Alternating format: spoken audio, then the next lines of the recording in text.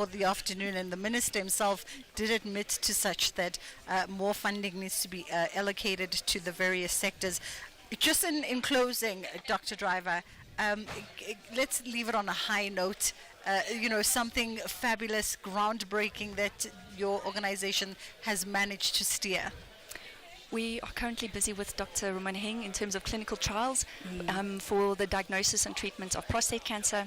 We have some patients coming in on wheelchairs, being rolled in on beds, and after a few cycles of treatment, the next time you see them, they're walking, they're cheerful, they're just so much better. So that's a real positive. Just seeing how you're helping your patients makes a big difference. I love it. Ladies, we appreciate y'all. By the way, the most gorgeous scientist that I've seen in a long time, Dr. Kamu Rumonaheng, and of course Dr. Catherine Driver.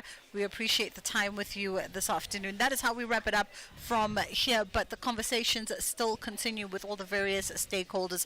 We'll see you tomorrow on The Full Circle with myself, Bridget Masinga.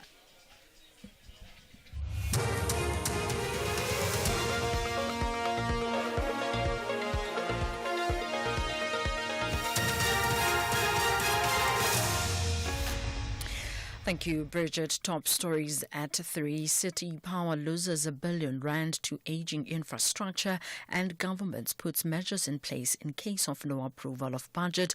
For SAFM News, I am Onde Lambana, and a very good afternoon. Johannesburg City Power says it has lost R1.5 billion to aging infrastructure in the past financial year. City Power CEO Chifularo Mashava addressed the media in Fortsburg, Johannesburg this morning on the entity's operations and new developments. Mashava says some of the infrastructure is over 90 years old and needs to be replaced. We've got old infrastructure, and unfortunately with old infrastructure it means you're going to lose some of the electricity through heat, and sometimes we're losing it because we've got suboptimal designs. So all in all, this is about 9% in terms of percentage for technical losses, and it's over R1 billion in terms of the rent value that we are losing annually, which keeps on growing. At this point, it's around 1.5 billion. And to cure that, we need to renew our infrastructure.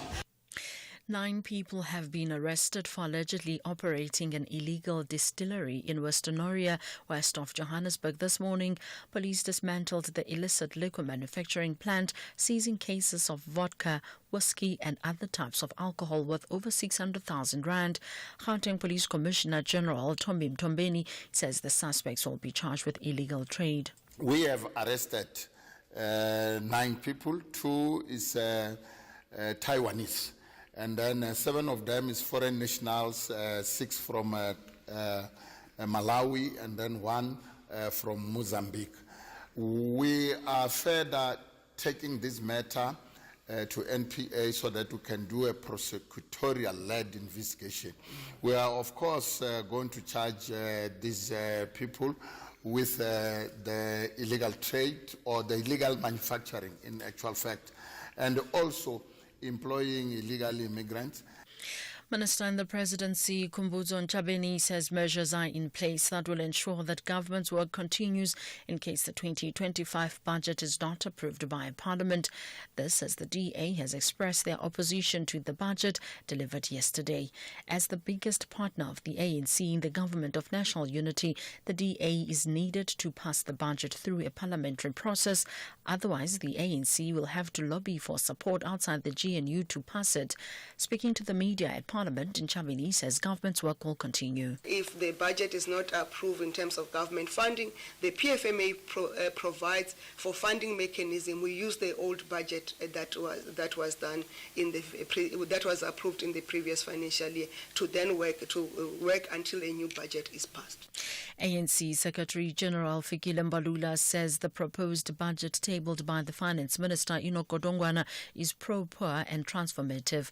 Mbalula, speaking at the party's post-budget media briefing in Johannesburg today, he says their support for the 0.5% VAT increase is measured intervention to sustain revenue. The proposed VAT increase of 0.5% is a carefully measured intervention designed to sustain government revenue without disproportionately affecting the poor. The ANC recognizes the concerns of working class families, which is why mitigation measures including an expanded zero-rated VAT basket, real increases in social grants, and fuel levy relief have been prioritized. The ANC remains committed to pro-poor economic policies that protect vulnerable households while ensuring sustainable public finances. A UN report has accused the Israeli military of systematic sexual violence against Palestinians in Gaza and the West Bank. The evidence came from multiple Palestinians detained by Israel, some of whom afterwards testified publicly.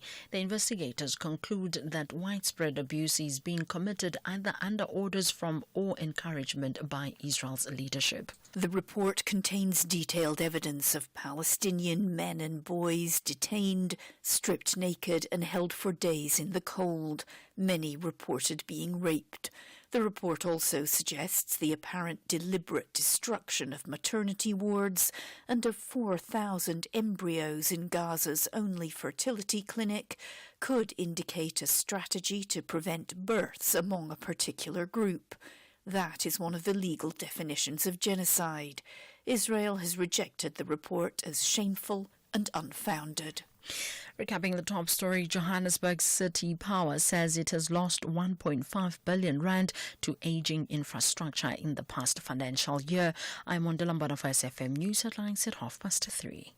In sports this hour, Percy Dow included in Hugo Bruce Bafana final squad. Letebele shines at Pilgridge Stadium, and SA Rugby Awards take centre stage tonight. More details at 3:30. Andile, the CEO of a multinational corporation, is driving home with his daughter. Dad, why is the tooth fairy so stingy? Stingy?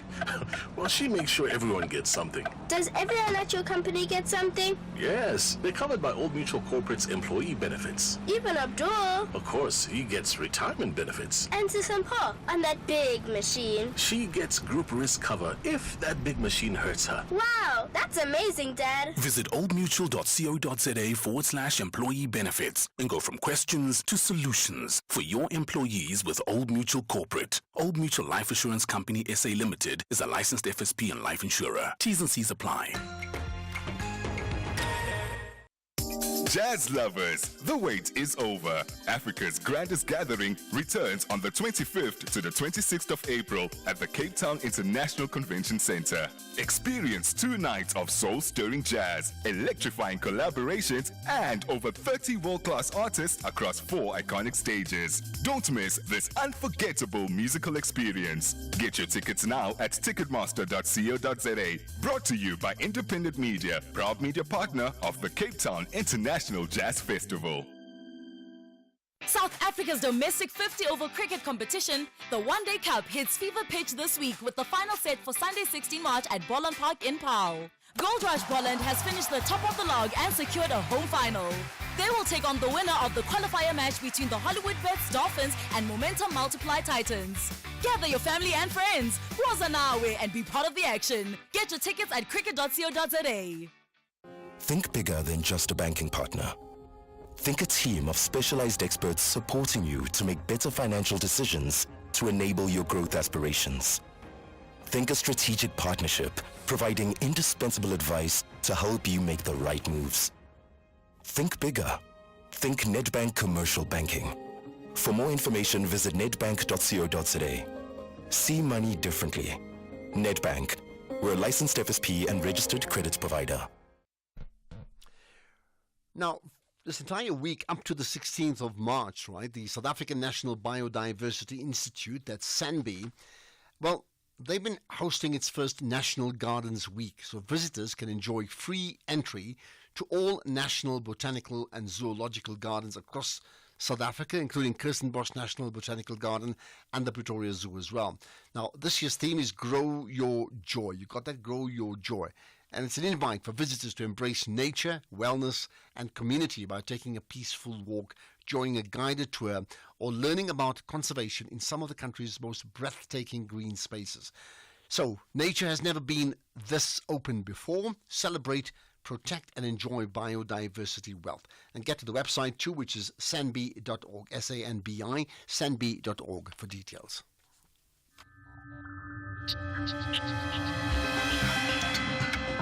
The National Pulse with Ashraf Garda on SAFM. You're listening to the National Pulse, weekdays 3 to 6 p.m. Well, welcome to the show. Welcome to the National Pulse for 3 hours. We will talk, you and I and others too, as we connect, trying to understand what are the biggest issues that moves the psyche of the nation, therefore the National Pulse. Normally, I would ask you what moves the National Pulse, and no, it's not the budget speech. I can tell you now that I have no doubt what's going to move the National Pulse today. And if you think I'm wrong, well, you can tell me, hey, Ashraf, you got it all wrong. And that's the news that SADC, the South African Development Community, has decided to Southern African Development Community, that is, has decided to terminate the mandate of its troops in the DRC. Bottom line, what are we saying? SADC to withdraw the SADC troops from the DRC. That's the breaking story. There's huge implications around it, and why, of course, is what we're going to find out. Advocate Pikkie Greeff is with me, the National Secretary of the South African National Defence Force Union, right? Advocate Greeff, appreciate your time once again. Thanks for connecting on the National Pulse. Good afternoon. Thanks for having me. Thank you. Right. Firstly, the decision to withdraw. From your side, does it come as a surprise or was it expected? I think it was expected. There's always been negotiations, on about whether the troops should withdraw or what the solution would be to the current impasse that they face there. And I think it was always a realistic expectation that one of the possibilities, very real possibilities, would be a withdrawal. It was just about the timing of that withdrawal and the terms. And in this case here, it's not South Africa, as we often talk about, but it's the entire SADC region. So all SADC countries would have to oblige, right? Correct. I think South Africa was clear about it from the start that any withdrawal that includes South Africa would have to include a SADC decision. And I think ultimately that was the right call. Why do you think it's the right call? I mean, just give us some context to this. Well, I think from a geopolitical, point of view, SADC was trying to project some power into the region as a regional force, trying to keep the peace. And obviously, the way the mission turned out, it seems that they didn't quite meet the objectives. But at the same time, the DRC and the M23 rebel groupings have announced that they are going to start peace talks. So I suppose at a certain level, on a geopolitical level, one could argue that the mission was successful in the sense that it brought the parties to the negotiation table. And therefore, there's no need for them to further stick around. That's much better than simply saying, I'm taking my troops out of there because I'm in a very bad position. Which is what I think most people may have thought, that it's effectively a retreat. As you know, more than a dozen soldiers died, including South Africans. So this is not a retreat then. No, it's not a retreat. It's a decision to not partake in that operation anymore because the other parties are in negotiations or going into peace negotiations with one another. So therefore, one's presence is unnecessary further. Okay. But what would be the role of these soldiers when we say as peacekeepers? I mean, it sounds crazy, but I better ask it anyway. What does a peacekeeper actually do? Well, a peacekeeper basically sees to it that whatever agreements were in place, let's say in a ceasefire or in some agreement to not be at war or not to have conflict, they would see to it that the rules are kept. They would basically play a policeman, if I could put it that way, as to whether the parties are keep sticking to the rules of an agreement. Peace enforcement. I don't know if I've described this before, the difference. Peace enforcement is to actively pursue parties who are causing disruptions and to eliminate them. So that's quite different from peacekeeping. So SADC's role has never been as a peace enforcer. Is that correct? Well, their role, the practical role that they've played is as a peace enforcement, but they've always liked to call themselves a peacekeeping role, and they continue to do so. Okay. So, it's good news that the different parties are coming together to talk. What seemed unlikely a few weeks ago is now going to happen. But would then the withdrawal not be premature? Meaning, isn't the plan is they haven't even met, they haven't even spoken a word as yet. Let them talk, let them agree on a peace deal, and then withdraw. No, exactly. This is what I was getting at, is if you're a peacekeeping force, then obviously you'd want the peacekeeping force there because you don't know what the outcome of these negotiations will be. In this case, for some reason, probably all political, they decided to use the opportunity as an excuse to withdraw with dignity. Okay. I mean, I see amongst the issues, and this may be part of the official statement saying, it noted with grave concern the continued deterioration of the security situation in the eastern DRC. So, I mean, is the security deteriorating even further? I know there's a peace talk coming up, but as it stands right now? Well, I think, that what is said there is more with regards to the weeks that we've seen, the past few weeks that we've seen.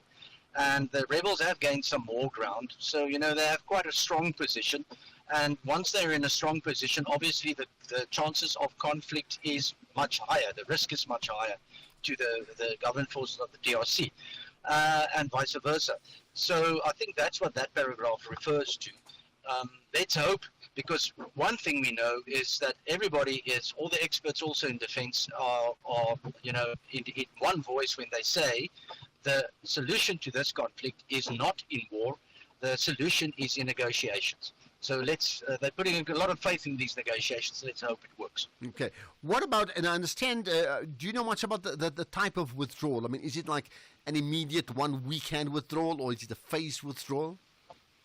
Now, we don't know yet what the detail of that is. Obviously, if there is detail, they're not going to divulge it now because it's a very, we have to caution also from the union side to the public. It is a very sensitive stage, although we can understand there's relief at the thoughts that those troops that were facing that hardship can come back home. It is also a very sensitive phase in these negotiations. The how and the when is being withdrawn. Remember, we've got a lot of weapons and equipment also over there. It's not only our people. So those details and how it'll happen, when it'll happen, that still needs to be sorted out. Okay, now, lastly, and this is interesting, so SADC has withdrawn. There's a separate UN force, and South African troops are part of that UN force. Explain the difference. Yeah, the SADC force consists of a separate grouping, and they've got separate bases from the UN deployment. And so in the UN deployment, which has been there for the past 20 years, the union's got its own base. And in that base, there are some South Africans also deployed in that base. Now, they have nothing to do with the SADC deployment as such. They are on the command of the UN, those soldiers, and they are not in the same precarious position as our troops of the SADC deployment find themselves in their bases where they are surrounded by the rebels. Okay, when you say they're not in the same precarious position, where are they? Well, they're in the UN base, and there's no threat to the UN base by the rebels. Okay. And, the UN has got full control, access control, and logistical control over their own base. Okay, how many South Africans are part of that grouping? Yeah, I'm not at liberty to divulge the numbers, but it's quite a few. Okay, but can you then confirm that at this point in time, whatever we've discussed, that does not impact the South African troops that are there? That means they will continue being part of that UN group or not? Yes, they will continue to be part of the UN deployment. Remember that UN deployment also consists of various countries, from Asian countries, South American countries, and so on, who are there with the UN. So they are quite separate and distinguishable from the SADC forces in the other bases. Okay. Is there one final comment you'd like to add, maybe an insight that you'd like to share? I think the key thing is our message to the public. We understand that there was a lot of stress involved, especially for the families and for all of us as South Africans. But let's also keep some faith in our abilities as negotiators, and that this country can really make a difference. Okay, that's where we're going to leave it. Advocate Pikkie Greef, who's the National Secretary of the South African National Defence Force Union. And there we are, the breaking story that's come to that SADC, the grouping, has come together. They had a meeting today, in fact, and they've decided to terminate the mandate of its troops deployed in the DRC. And that should happen, I understand. We'll find out the detail of that soon. But South African troops still linked to the United Nations peacekeeping force, and that will continue according to what we understand, right? Let's talk about the SAEU summit that comes up next. Day 15.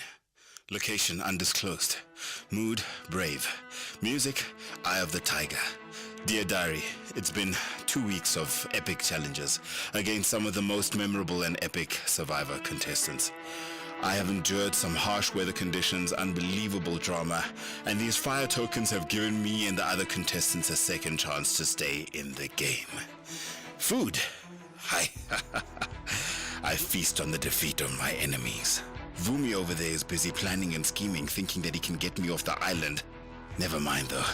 I will win this and take home $2 million. We're gonna be rich, Papa. Rich Kupiwana Bonani, are you doing that thing again? Come and get your dinner, Mr. Fake Diary Sessions. We're now on Survivor. Oh, the world will fall. Catch Survivor Season 40, Winners at War. Thursdays at 6 p.m. Starts 27 February on S3. Open up. S3. Honey, what are you doing? I'm stretching for tonight. I thought you're not dancing at bachelorette parties anymore. Baby, we need the money to put Johnny through matric, mos. And what's the police uniform for? The clients feel safer when I wear it. No, man, just sell your bucky to We Buy Cars. They give the best prices and they pay you within minutes. Okay, but can I just go and dance one more time, please? You know how much I love it. No, the buyer's already on his way here. Wow, okay. Strapped for cash? Just sell your vehicle to We Buy Cars. The easiest way to sell your car by far. Copperbelt ladies and Durban ladies both want to collect maximum points in the early days of the season. Who will dominate this 90 minutes? Limpopo or KZN? This is the Hollywood Best Super League. Catch Mzansi Queens of the beautiful game. Copperbelt ladies versus Durban ladies on Saturday 15 March at 11:30 a.m. Live on SABC Sport on DTT Channel 4. Also available at your fingertips on SABC Plus. Proudly brought to you by SABC Sport. For the love of the game. The National Pulse with Ashraf Garda. Weekdays, 3 to 6 p.m. Interesting. One of the things noted at the budget speech yesterday was the continued support in terms of money for South African troops in the DRC. Now, would that have changed with what has happened now? Anyway, your thoughts, your comments, let's hear it. You can call in 086 000 2032, particularly on the news now that SADC has decided to withdraw its troops from the DRC. South Africa, being part of SADC, will obviously do the same. WhatsApp, text notes, or voice notes. You've got the two, 0614 104 107, and you can tweet as well. Just tag SAFM Radio and myself on the X platform using the hashtag The National Pulse. Let's hear what you have to say about that issue. You think it's a good thing or not? In the meantime, you may be aware that the South African EU summit has been taking place. It's the 8th one. It's the first one in a long, long time. Now, South Africa's president, Cyril Ramaphosa, co-chairs the summit, and it's taking place in Cape Town right now. And in fact, he's talking right now. So let's catch his address. That we are living in and the future. We should collectively strengthen our voice, working together. And if there ever was a time when it is absolutely necessary for partners who share the same values to work together, this is the time, particularly when multilateralism is under attack, particularly when the world order process is also being weakened. This is the time to work together in defense of what we believe in: democracy, the rule of law, including the respect for international law and international humanitarian law. So we welcome the support of the EU for Africa's development needs. African relations with the EU should be built on a mutually beneficial partnership in the spirit of shared ownership, responsibility, respect, and mutual accountability. And we will also discuss our shared interests to advance peace, security, stability, and sustainable development. So we welcome you. This summit for us is important as it deepens and broadens our strategic partnership. We also want to thank you as the EU for supporting South Africa's presidency of the G20. You are one bloc that has demonstrated absolute positive support for the work that we have now started as president of the G20, and your participation in the various iterations that are part of the G20 process is supportive, is very positive and very progressive. So you strengthen our resolve to host the G20 almost 120 meetings, which will culminate with the Leaders' Summit later this year, where we will have the privilege of receiving you once again to South Africa. And with those words, I welcome both of you to the most beautiful country in the world and the absolutely most beautiful city that you have ever visited, Cape Town. So welcome. Thank you very much for being here. Thank you. So it's now my pleasure to hand over to yourself, President Costa, to say a few words, and thereafter to Ursula von der Leyen. Thank you, Mr. President.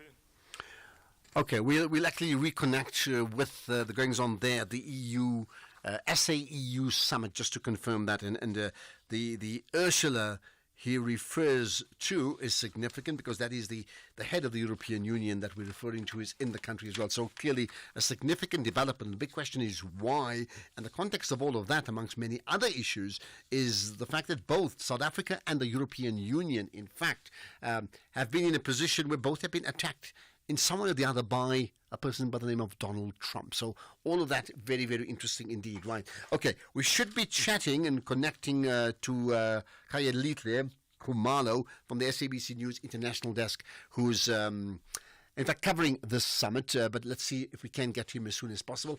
In the meantime, let's see if we can just rejoin now what we'll do is we'll rejoin in a minute. Let's see if we can get some of your thoughts and voice notes that we can take right away on some of the issues we've discussed, right? Okay, there's a voice note on the DRC, so let's get to that.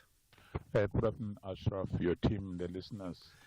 The news of SADC withdrawing from DRC is really a great news, because M23 is not a rebel group. M23 is not terrorist. M23 is a group of brave, patriotic individuals who's fighting for their country's mineral wealth. So well done to SADC. One of them, and yes, as expected, I did tell you what I think is going to move the national pulse today. It's all about the DRC and the South Africa and the Defence Force and SADC. Ashraf, good afternoon. Why is it that I get the feeling that the money allocated to SANDF is actually to pay the M23 rebels for our troops to be able to come home? Why? It just sounds very coincidental, or is it? I think it is coincidental, Teresa, really. I mean, this meeting, this is a SADC decision, not a South African decision, that had all the leaders of the SADC region meeting up, okay, today, just by coincidence. Our budget speech should have taken place 3 weeks ago, as you're well aware of, right? Michael in Quebec, hi. A quick one. Yep. SADC has been in the DRC for almost, 20 years. They haven't kept any peace there, so there's no point being there. What's happening in the DRC is way bigger than SADC, way bigger than them. There's European players, your Western powers, they are all involved because of the minerals there. So it's way bigger than them. So it's the right decision. Now, So you're supportive of the SADC troops coming home, yeah? Yes, absolutely. Well, what are they doing there? It's bigger than them. This thing is way bigger than them. They have no say. They have no power. Do you think, as we, I mean, you probably heard me chatting to Paki Khrief, he was saying that they're coming home, according to him, is because of the peace deal in the offing, and I'm suggesting that's rather premature. What do you think?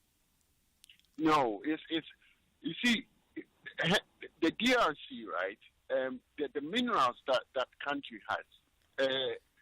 The Western powers, they are so hell-bent on making sure that the chaos continues, so they take what they need to take from the country. And so there are bigger power players than SADC. I mean, SADC, what does SADC do in Africa? They don't have no powers, really. So they must just come home. Everybody must just go home, and that's it. SADC has got no powers, according to Michael in Klebecha. Well, if you just tuned in, never tune in late to the National Pulse. You'll miss so much. You lose so many pulses as we talk. But certainly, the big news is that the SADC, as opposed to South Africa, has confirmed that the SADC troops, which South Africa is a part of, will be returning home from the DRC. There's one more comment I can pick up, and it's a very topical one, too. Good afternoon, Ashraf Garda and your hardworking team of producers behind you. My name is Mpepu Mpireni from Limpopo Mkumbani village. Ashraf, I never thought that Major One, the man of God, will return to South Africa. When I tried to compare our democracy and the democracy in Malawi, to me, that case was no more. This is a lesson to our law enforcement agencies. To me, that man was escorted outside the country by the law enforcers. He didn't fly out like a bird. Remember, he surrendered all his passports to our justice system, but he managed to flee out. Our justice system is meant for poor people. Everything is possible if you have money. Hope if he comes back, he is not granted bail anymore. His supporters will support him in court because they believe him as a man of God. Crime doesn't pay. Only here in South Africa it pays. Thank you so much. Okay. Thank you. And you're the one person who always says, and hello to the hard-working production team behind the scenes. So a point noted, because you always do that. I appreciate that. Okay, let's get to the news headlines now. It's 3:30. Thank you, Ashraf. In the news headlines, the SADC heads of state and government meeting has just been concluded with the resolution that the peacekeeping mission troops in the Democratic Republic of Congo must be withdrawn. The extraordinary meeting was convened to discuss security situation in the eastern DRC. Mining output declined by 2.7% year-on-year in January. Statistics South Africa says the largest negative contribution was iron ore, coal, platinum group metals and chromium ore also contributed to the downturn. And Johannesburg City Power says it has lost 1.5 billion rand to aging infrastructure in the past financial year. A full update follows at the top of the hour. SAFM, guiding you through the rush hour traffic. Good afternoon. Starting off in Gauteng, the M1 southbound in central Johannesburg, slow moving towards Crown Interchange. Judith Road westbound in Emerentia has a crash reported at Bears Nudia Drive, and the N1 northbound in Midrand, a stationary truck before New Road. In KZN, the M13 westbound in Hillcrest has roadworks reported with traffic restrictions between Kloof and Hillcrest. Traffic lights are working at the M7 and South Coast Road, and the N3 northbound in Escort has roadworks reported, one lane open near the Kalensko Winterton exit. In Cape Town, the M3 southbound slow moving towards Rhodes Drive. Main Road eastbound in Greenpoint is slow moving near the traffic department, and Baden-Powell Drive has sand on the carriageway between Muway and Oscar Mpeta Road, so please do approach with caution. With your traffic update, I'm Irma G. This is SAFM Sports with Tuming Kapele. To me, let's talk football. You've got news about Bafana, right? I do. A very good afternoon to you, Ashraf, and our listeners. Well, Bafana coach Hugo Bruce has recalled Percy Tau in his final squad for this month's crucial 2026 World Cup qualifiers against Lesotho and Benin. Jaden Adams has also been included in the team. He was pulled out of Bruce's camp for the 2 Africa Cup of Nations qualifiers against Congo in October last year for disciplinary reasons and has not been included in a final squad since then. And Bruce has been saying that he hopes he learned his lesson. Now, South Africa hosts Lesotho tomorrow before playing Benin on Tuesday, and Bafana are in second place on goal difference to Rwanda, one of the 3 teams on 7 points with third place Benin in Group C. Here's Bruce just talking about Tau being in the final squad. The team he was, or the club he was a fantastic club to play. But you have to play. And I've always had the feeling that he was not on the right place. He had also, the coach didn't like him so much either. And the more games, the less Percy played. Yeah. And you know, this is not good for a player who don't play. I repeated already for the 20th time, I think, players have to play. Certainly when it comes to Bafana Bafana, the level is higher, the intensity is higher. So when you don't play for 3-4 weeks or 15 minutes, 7 minutes, you're not ready. And you can be Percy Tau or Jaden Adams or whatever. You have to play. And for me, I think I am applauding Hugo Broos for making the players to work hard to be named in the national squad, which is true. You need to play because I've seen a lot of coaches who have chosen players based on, I know that this player will perform in the national team, but they don't have game time. Even if he's not playing regularly. Even if they're not playing regularly. But a very shocking one is the fact that Bruce also confirmed that TS Galaxy defender Khulumani Ndamani was in line for a first Bafana Bafana call-up, but had to be withdrawn due to not having a valid passport. Which is crazy because I would assume that if you're a professional footballer, it should be mandatory that you have a passport. And you Unless ask you yourself... think your club is never going to travel on the continent. Do you understand? So like, I mean, from my recollection is that a couple of youth leagues are making compulsory for players to have a passport because I agree. Some of the teams play abroad. Perhaps the question now to ask is there a case, in this case, for Home Affairs to expedite the delivery of the passport, like ASAP, Clearly a special not. treatment one? Clearly not. And Bruce was also saying that TS Galaxy chairman has been saying that Tim Sugazi, please choose my players from my club. And he's like, unfortunately, most of the players at TS Galaxy don't have passports. Anyway. And they call Galaxy. Yeah. So they've got the vision for the whole world and beyond. In the meantime, the fight to book a spot in the Betway Premiership continues. Durban City missed out on extending their lead at the top of the Motsepe Foundation Championship this week. This is following their goalless draw with the Orbit College at the Chatsworth Stadium yesterday. The stalemate saw Durban City move on to 41 points after 21 matches played, while JDR Stars leapfrogged Orbit into second place following their 1-0 win against University of Pretoria at the Soshanguve Giants Stadium on Tuesday. So as things stand, JDR Stars trail log leaders Durban City by 5 points. In rugby, the best Springbok player of 2024 is set to be named at the annual SA Rugby Awards being held in Cape Town tonight. The coveted Men's Player of the Year award will be an interesting one, with the current World Player of the Year, Steph du Toit, the clear favourite, but Itzabeth and Colby are not far behind, while fellow nominees Oxen Chair and Damian Dialandi both also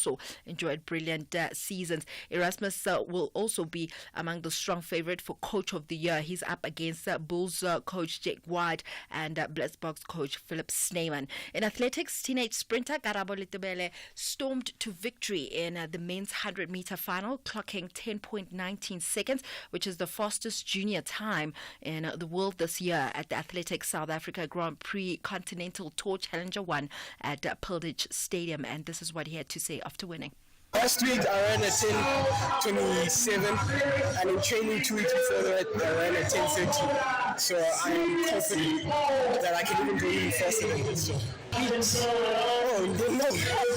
I didn't expect to beat him. I thought he was going to run like a 9 something. So I just told myself, execute my own race, go through my faces and I'll be fine. Meanwhile, middle distance runner Prudence Khodiso clocked an impressive 1 minute 59.01 seconds in the 800 meter, dipping under the 2 minute mark. Khodiso admits that she faces little competition locally and she's very eager for tougher challenges in Europe, where she'll be pushed to her limits rather than cruising to victory in South Africa. Well, yes, I'm looking forward to my international, season. I'm just, I just cannot wait. Really shocked because over the past 2 weeks I've been training for the 1500. I've been doing long started training, but yet I raced up 2 minutes. Come on, I don't know how I did it, but I just have, thank to God, I just have the natural speed in me.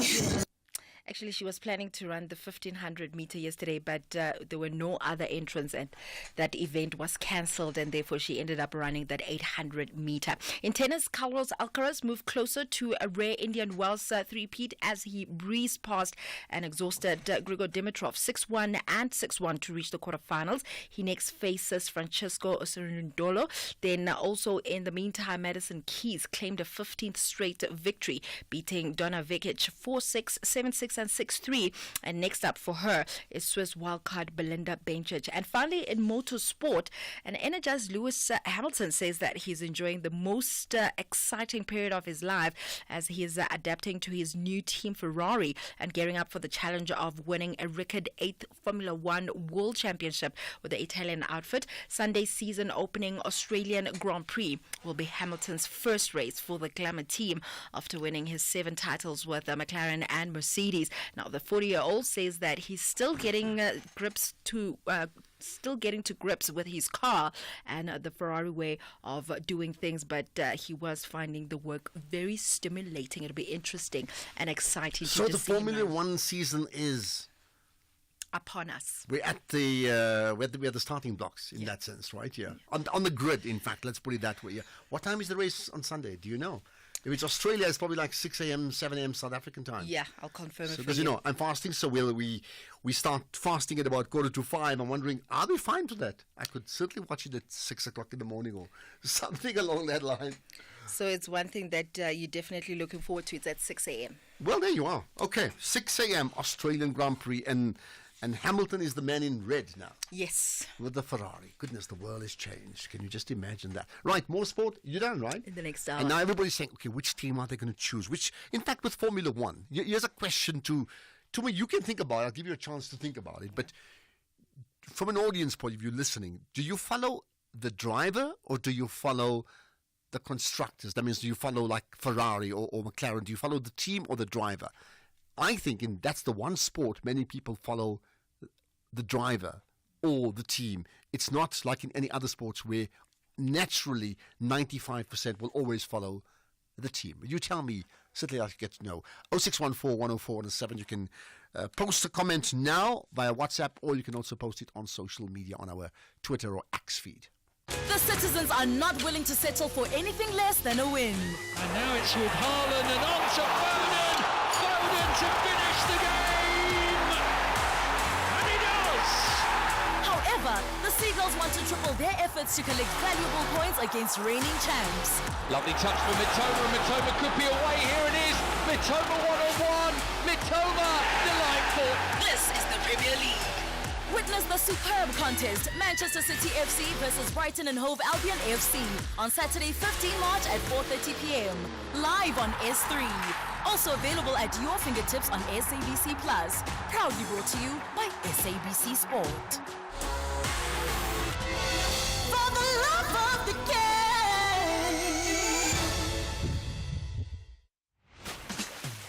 Every person, no matter who you are, what music you're inclined to listen to, and what you do with your weekends. You need a weekend playlist.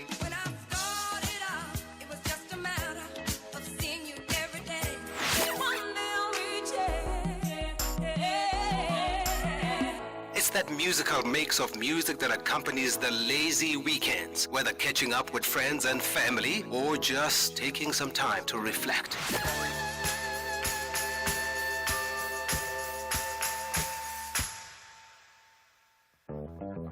Tune in to The Soundtrack of Your Life with me, Ernest Pillay, Saturdays and Sundays, 1 to 4 on SAFM.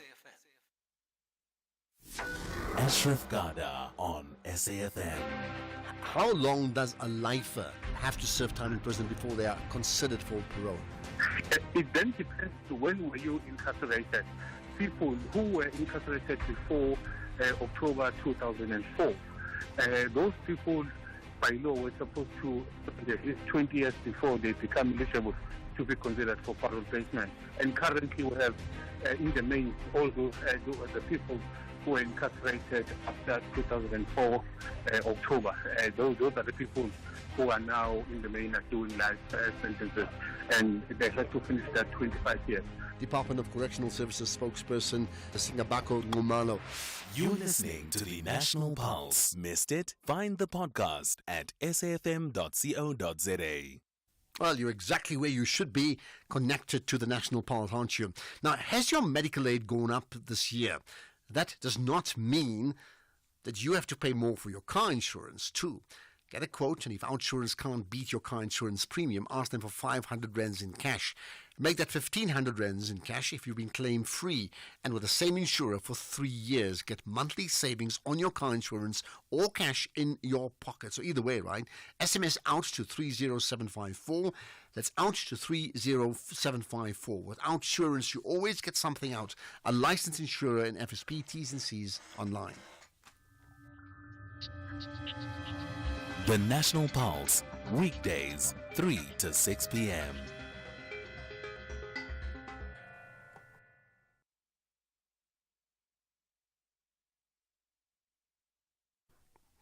All right, let's by the way, did you know this? Today is World Kidney Day. Now, I have an interest in why today is World Kidney Day, because my daughter, when she was about 18, she went into renal failure.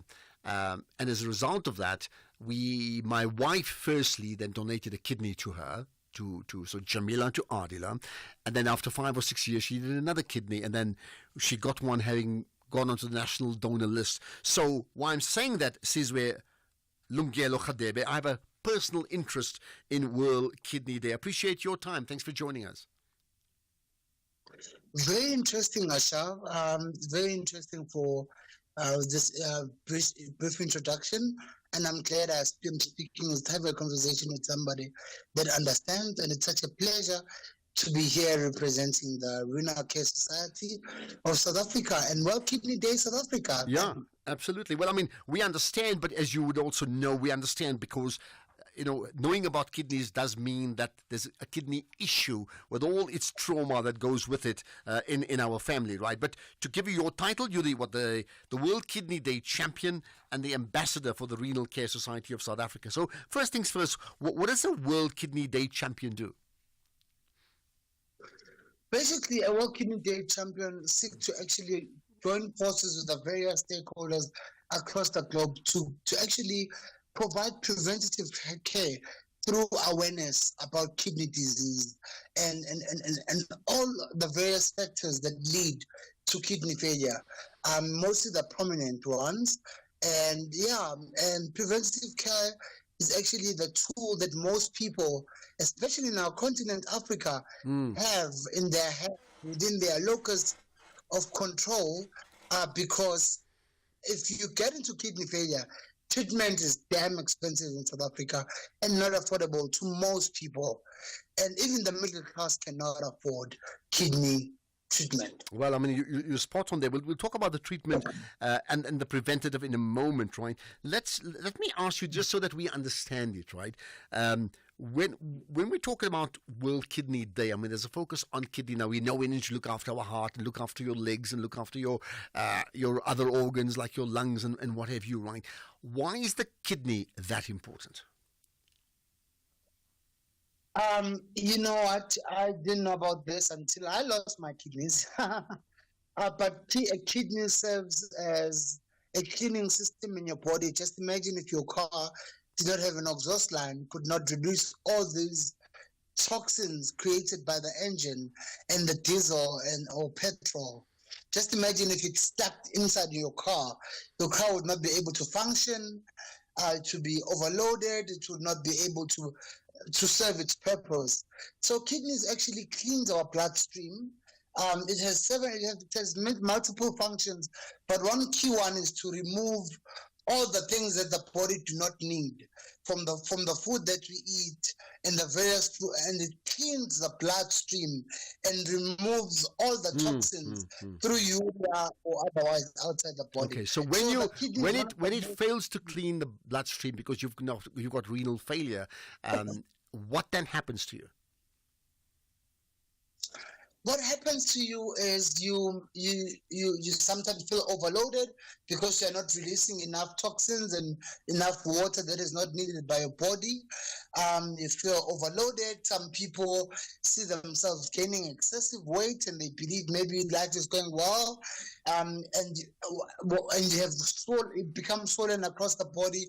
And you'll also realize that when you're climbing stairs, you find it very difficult. And a very interesting one of is we see people not really becoming swollen, but having itchy skin because of toxins and potassium in the body. Right. I'm going to fast forward very quickly because I know that if that continues and you're going to actual renal failure, you need to have dialysis, which is a type of life support. Without dialysis, you're gone. I mean, that's really what it is, right? Therefore, let's focus on your theme. Are your kidneys okay? Detect early, protect kidney health. Tell me about that preventative awareness. Yeah, I must say that it was. I actually mobilized the World Kidney Day throughout the globe to actually look into this, asking this question to people, because we're actually this year we're focusing on saying it's within your control. You can prevent kidney failure by early detecting. And some people would say, do I have to go to a doctor and go on? But it's actually basically talking about you having much more control over your life, over your body. If you have if you have blood pressure, we've seen a lot of young people coming in presenting with kidney failure, coming into dialysis because of high blood pressure. Make sure your blood pressure is within control. Your sugar diabetes is well managed, and all the other chronics. ARVs also have been leading people to kidney failure. So it's ensuring that we all go and have tests. We test our urine. We ensure that there's not much protein in our urine, because that's also a sign. You see those big bubbles in your urine, that's also a sign that there might be something wrong with your kidneys. Okay. And the biggest problem is, if I may elaborate on that, is that this disease usually manifests in end stages, later stages, where it is impossible to reverse. Most people currently are on stage 2 or stage 3 of kidney failure, but they're not realizing, and the symptoms really manifest at later stages. So that is why we ensure that we need to ensure that our chronic is within control. Right. Well, thanks for that awareness. I think it's very, very important. Sizwe Lungelo Radebe, the World Kidney Day champion and ambassador of the Renal Care Society of South Africa, on this day, World Kidney Day. And the question they're asking, and let me ask you the same question: are your kidneys okay? Detect early, protect kidney health. You've got that. Day 15. Location undisclosed. Mood brave. Music Eye of the Tiger. Dear Diary, it's been 2 weeks of epic challenges against some of the most memorable and epic Survivor contestants. I have endured some harsh weather conditions, unbelievable drama, and these fire tokens have given me and the other contestants a second chance to stay in the game. Food. I feast on the defeat of my enemies. Vumi over there is busy planning and scheming, thinking that he can get me off the island. Never mind though. I will win this and take home $2 million. We're gonna be rich, Papa. Rich Goopy Wanabonani, are you doing that thing again? Come and get your dinner, Mr. Fake Diary Sessions. We're now on Survivor. Oh, the world will fall. Catch Survivor Season 40, Winners at War, Thursdays at 6 p.m. Starts 27 February on S3. Open up. S3. My name is Blade Nzimande, Minister of Science, Technology and Innovation. No nation can hope to achieve its development goals without meaningful investment in science, technology and innovation. To enable this, we need a responsive and transformed national system of innovation. From the 13th to the 14th of March 2025, the Department of Science, Technology and Innovation will host the inaugural National System of Innovation Summit. The summit seeks to accelerate the transformation of our national system of innovation with the view of making it more responsive to our national priorities and developmental goals. The Department of Science, Technology and Innovation, making it possible. Get a true AI business partner from Vodacom Business when you get the Samsung Galaxy S25 Ultra on a Red Business 1.7 gig contract for 1,599 Rand per month over 24 months. Enhance your deal. Add 349 Rand extra per month over 24 months and get the Samsung Galaxy Watch Ultra. Available in-store and online. T's and C's apply. Further together. Vodacom Business.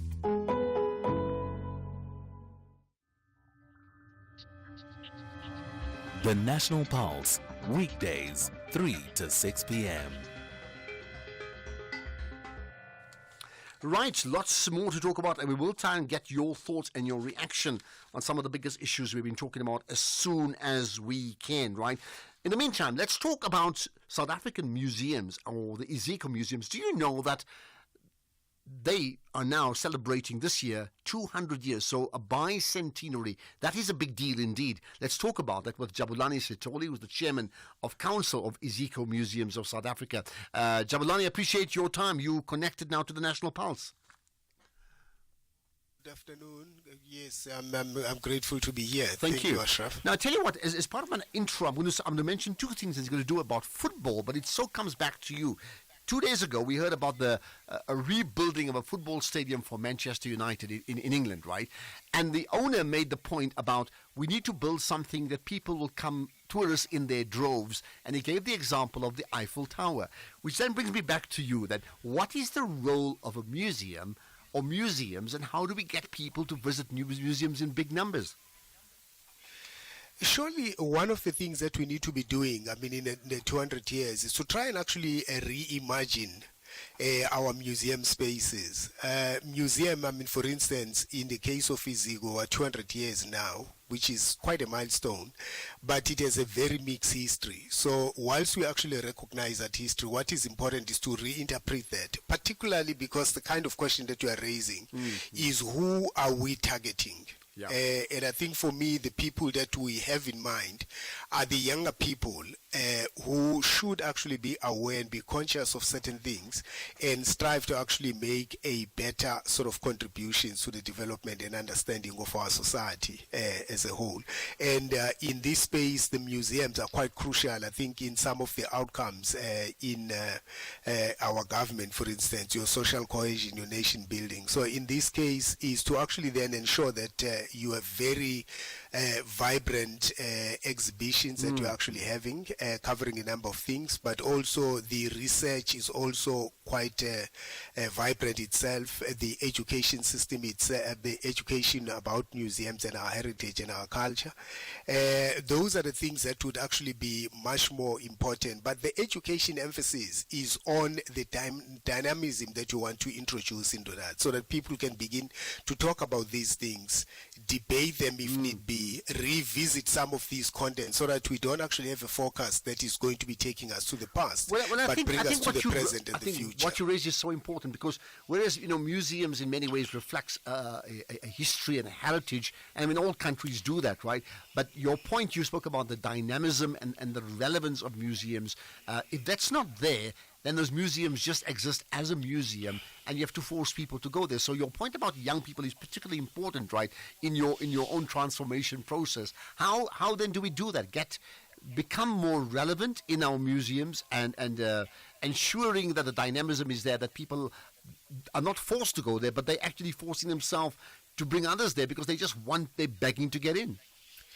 Yeah, no, there is the one danger in our space is that we tend to be viewed as people who are actually emphasizing the past, whereas a lot of the things that are about our history and our heritage and the culture in particular has relevance for the now and the future. So the question that I think is challenging for those of us who are in the sector is how do we reach then to the young people so that they will see the relevance of what we are doing. And if you look at the kind of media that they are using these days, they are actually moved into the 4IR gives us an opportunity to move into social media, into a number of things where there is going to be much more interactive, and even begin to raise new questions about some of the things that we take for granted that are exhibited in the collections that we do have, and allow young people to reinterpret these, but not in a misguided way, but within a framework that says that is what happened, this was what was wrong about it, these are the new values that we have as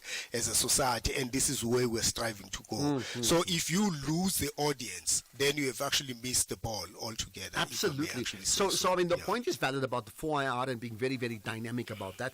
But then the actual content has to remain relevant, right? And your first point you spoke about is the transformation of the Iziko Museum. So how are you transforming it? What we're actually doing in terms of the transformation is let's start with the one that is much more simple. To focus on the issues of equity, on the employment sort of equity itself, and the programming that addresses the various needs of the society. But much more importantly is to ensure that the collections that we do have, we identify gaps that are there, the interpretations that were done in a particular way at a particular time, and see if we can actually plug those gaps by purchasing new sort of items, bring them in, but not only just to be exhibited and be seen, but also to provoke people to begin to talk about that, because research is essential about inquiry, so that young people can see that there is a potential to reinterpret things. Not too long ago, in a different space, they were talking about decolonization, they were talking about all sorts of things, to realize that even in a heritage and a culture space, there is an opportunity for that. The museum itself, as Iziko, then affords them the opportunity to debate, to engage, to interact, and to reinterpret things, so that we accommodate people, because otherwise, if it doesn't talk to what is actually of importance to the young people, they are not actually going to be coming towards those museums. So two things very quickly as we get to news. One is, understand this being the 200 years of the South African Museum, a lot of plans being rolled out for the Iziko Museums, right? Can you share what's being rolled out, and maybe just end with that with, maybe giving me a website address where I can direct people to if they wish to visit the museums? Yeah, there is our website, the Iziko Museum website itself is quite important because it lists exactly what the programs are that are there at Iziko. It gives an outline exactly of the sort of month by month sort of programs starting from now all the way to December. The one of these is there is in the past a case where the human remains were brought here in a very disorderly manner. So what we're actually doing is to actually encourage interaction with communities that were affected, so that we can actually restore the dignity of those people and have them reburied, and reach out to those communities to do that. That's one of them. There will be quite a number of exhibitions in different months, one of them focusing on reimagining those exhibitions. There are education programs as well. But what is much more important is that the Iziko Museum is the mobile bus. So we intend to actually go to the communities that will be placed too far, say from Cape Town and where these museums are, 11 of them, to actually go to these communities, interact with them, ensure that we are in a position to deal with all of them. Well, that makes complete sense. If I may actually go to the website, it's www.iziko.org.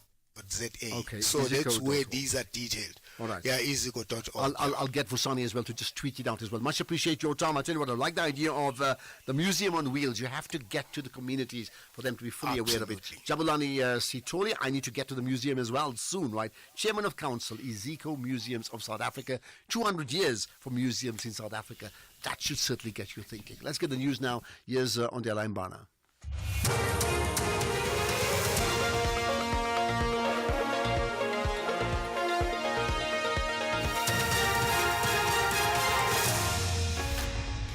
Thank you, Ashraf. In the top stories, Ramaphosa welcomes the EU's support and City Power loses billions to aging infrastructure. For SAFM News, I am Ondelambana and a very good afternoon. President Cyril Ramaphosa has welcomed the European Union's support for multilateralism and says South Africa hopes to continue to work closely with the EU in defense of democracy worldwide. The president was delivering the opening address at the EU-South Africa summit taking place in Cape Town. He says the EU has made much progress in the transition to renewable energy, and South Africa hopes to follow a similar path. We hope that we can continue to rely on the support of the European Union and its member states in our efforts to address a number of our challenges, particularly how we can alleviate poverty and how we can also transition to a low-carbon economy, a feat that many of your countries in Europe have been able to achieve or are on the way to achieving more completely. Meanwhile, the SADC Heads of State and Government meeting taking place virtually has just been concluded with the resolution that the peacekeeping mission troops in the Democratic Republic of Congo must be withdrawn. The extraordinary meeting was convened to discuss the security situation in the eastern DRC. Speaking to the SABC after the meeting, International Relations Minister Ronald Lamula says the meeting was fruitful. The summit has taken groundbreaking resolutions with regards to humanitarian access, the reopening of the Goma airport, engaging with the non-state actors and state actors, including a phase withdrawal of Summit DRC. But not only that, all the forces that are not invited, non-invited parties in that conflict must also withdraw and also be engaged in a process of ceasefire. So the sovereignty of the Democratic Republic of Congo should continue to be respected. Johannesburg City Power says it has lost 1.5 billion rand to aging infrastructure in the past financial year.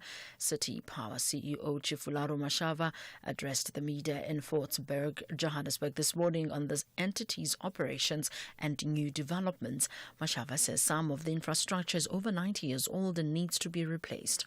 We've got old infrastructure, and unfortunately with old infrastructure it means you're going to lose some of the electricity through heat, and sometimes we're losing it because we've got suboptimal designs.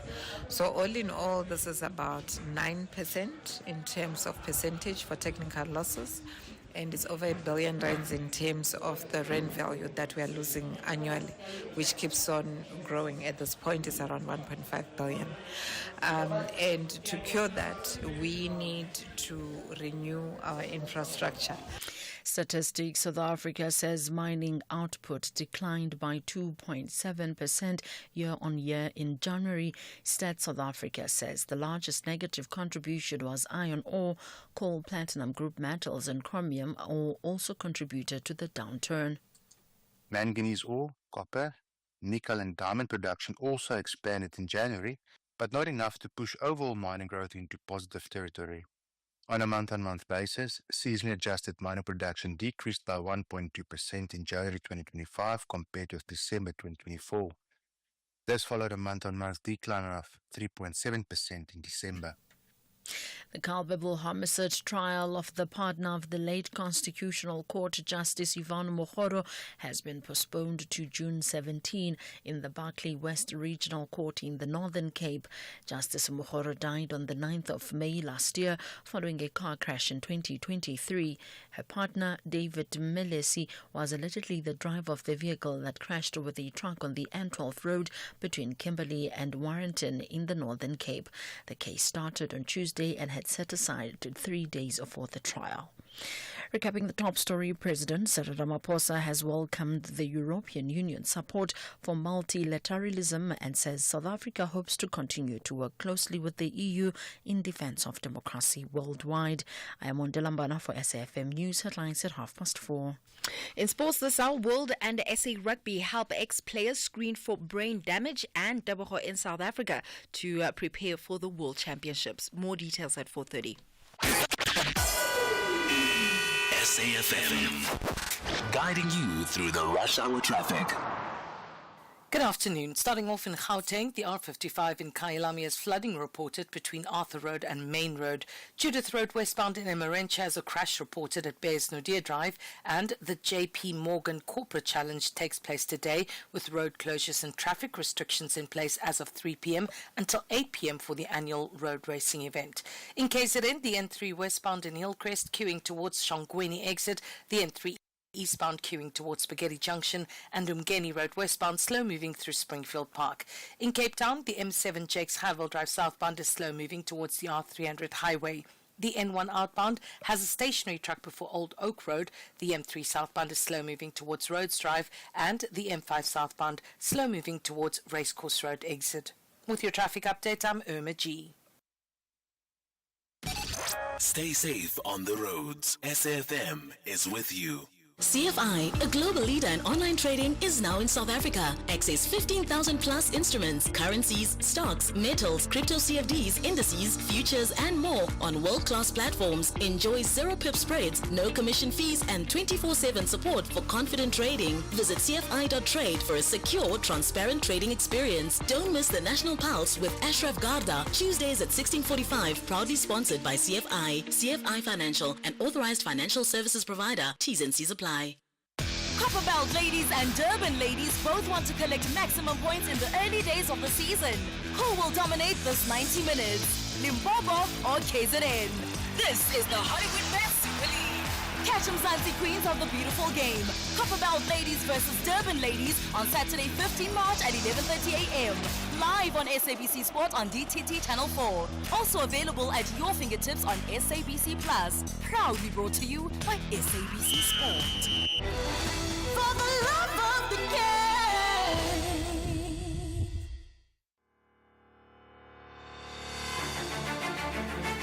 This Human Rights Month, SAFM is deepening a culture of social justice and human rights. It's a time to reflect, engage, and take action for a more just society. From thought-provoking discussions to powerful stories, SAFM is leading the conversations that move us, because your voice matters, your rights matter, and together we shape a better future.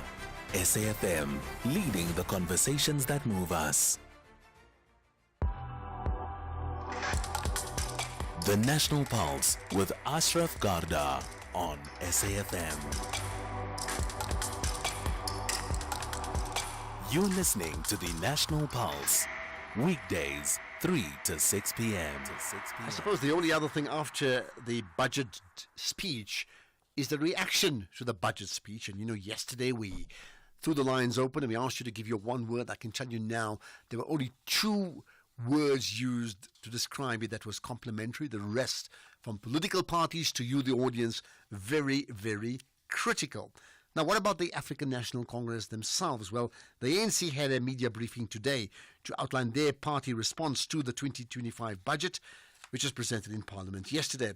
And the party's Secretary General, Fikile Mbalula, he spoke about it and he said various things. So what we've done is we are, in fact, going to play some clips around the budget speech and what he said and what their thoughts are around it. Firstly, he said that the party believes the budget was an important or decisive intervention.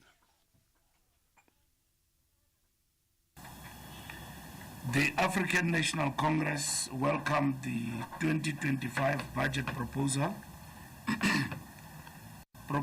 as a decisive intervention that prioritizes job creation, economic growth, and service delivery while safeguarding the hard-won gains of our democracy. This budget is not just about figures and allocations. It is about the lived experiences of our people, addressing historical injustices and ensuring that economic transformation remains at the center of governance. It reaffirms the ANC's unwavering commitment to eradicating poverty, reducing inequality, and building a better life for all, as outlined in the ANC manifesto. Okay, that's not all. Of course, he has more to say. Now, what did he say about the proposed 100 billion rand that is allocated to infrastructure? Of our people. The proposed 100 billion rand investment in infrastructure will repair and expand roads, railways, and ports, strengthening South Africa's industrial base while creating thousands of jobs.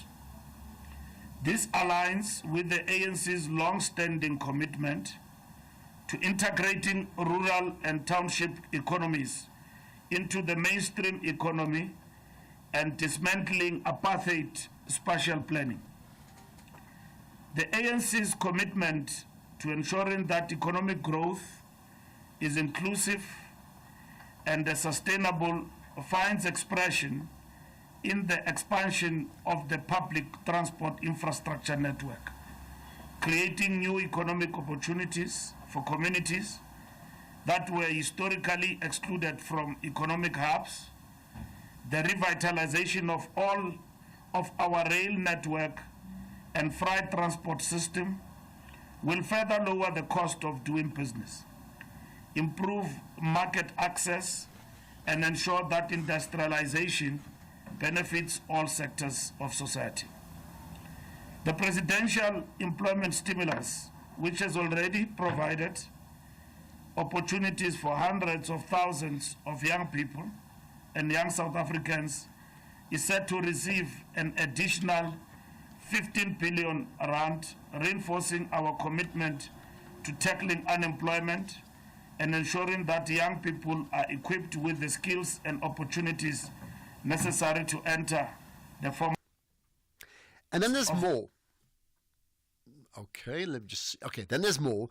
The ANC's Secretary General then spoke about, and look at this, NSFAS, the good old days, whatever that means, and the DA's position on the budget. Funding guarantees that students from working class backgrounds will continue to access higher education, ensuring that no child is left behind due to financial constraints. We remain unwavering in our resolve to transform South Africa into a country that works for all, not for just the wealthy. Many questions have been asked about why you're not taxing the wealthy, corporate tax and income tax, and all of those questions have been answered appropriately by the Treasury through the Minister in the budget proposal. This budget proposal is a step in the right direction, ensuring that public spending remains redistributive, that economic transformation continues, and that government resources are used to uplift the most vulnerable. The ANC will not be deterred by those who wish to see South Africa return to the quote-unquote good old days of apartheid economic privilege. We remain committed to the people's aspirations, and we will continue working towards a South Africa that is inclusive, just, and economically transformed.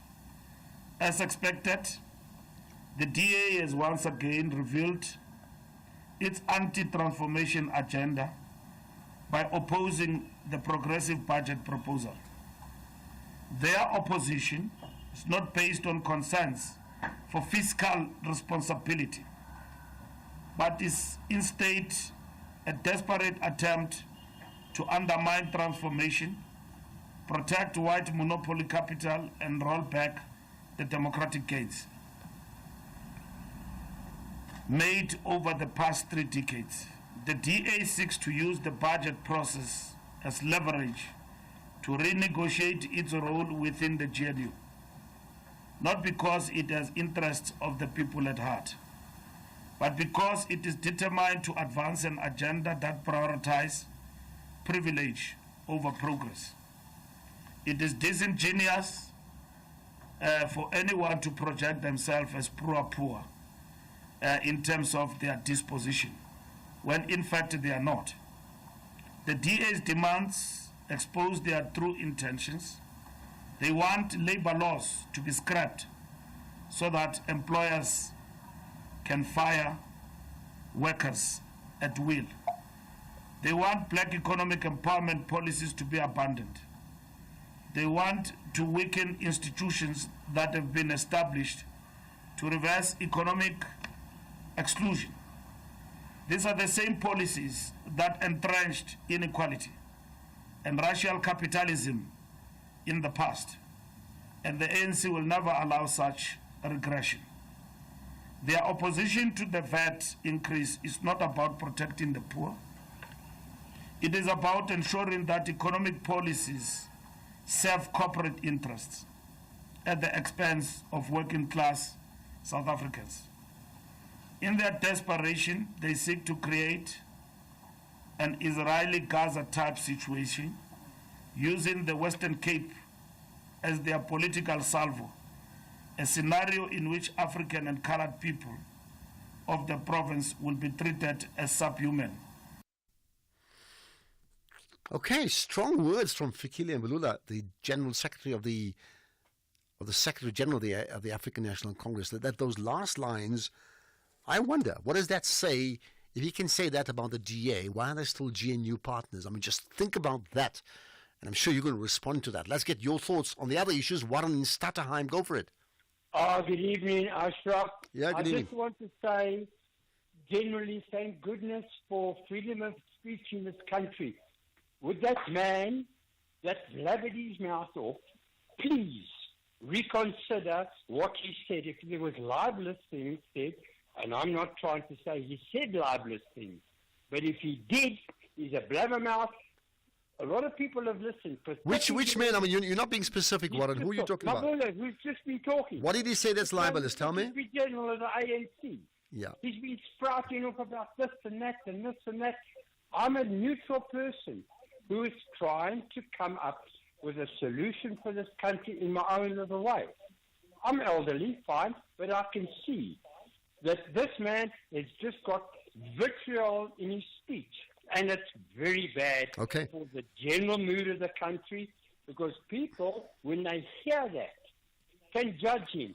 And he is very vitriolic. He spews hatred. I'm sorry to say, he spews out hatred for white people and the DA. I'm not a DA supporter in that respect, but he must just be careful what he says, because a lot of people... Okay, well, Warren, you made your point. I think you made a very strong point. Let me move on, because I need to get other calls too. Yeah, as you said, thank goodness for freedom of speech. But what do you make? What do you make of the tone of Fikile Mbalula's speech or comments, particularly with reference to the DA and the goings on in the Western Cape? What do you make of that? The tone and the actual words used. Is Warren in Stutterheim correct? Tando in the Eastern Cape, go for it. Is it possible to embargo some of these politicians? Or this, I mean, you better tell me why. Yeah. Is it because they're newsmakers? You guys cannot fill the airtime. I mean, really. I mean, listen to this hogwash. I mean, these people have been saying this for years, and I mean, it's so obvious. The ANC is just a front. It's of capitalism. ANC is such rhetoric, it's so nauseating. It is absolutely, I mean... So if you had it your way, you'd have us embargo Fikile Mbalula in particular? Like... No, the whole land, the whole organization, because they're just munching lands. They're just bodyguard, whatever, for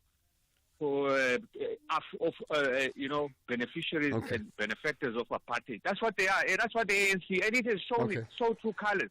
I mean, really, it's so nauseating. All right, point made. Thank you for I that. listen to SAFM, but I sometimes switch off, because when these people are on, they make... We have to cover them. Please don't switch off the National Pulse. We need every listener we can get. We really need you connected, so I can feel your pulse as well. And in fact, I can feel your pulse now, and it's sort of jumping up and down, being very irritated by the ANC. Well, I mean, here's the answer to that one. Of course, we can't embargo them. If you speak on behalf of a significant party in the country, be it the ANC or the DA or the EFF of the MK party and every other one, there's no way we can embargo you. We have to cover it.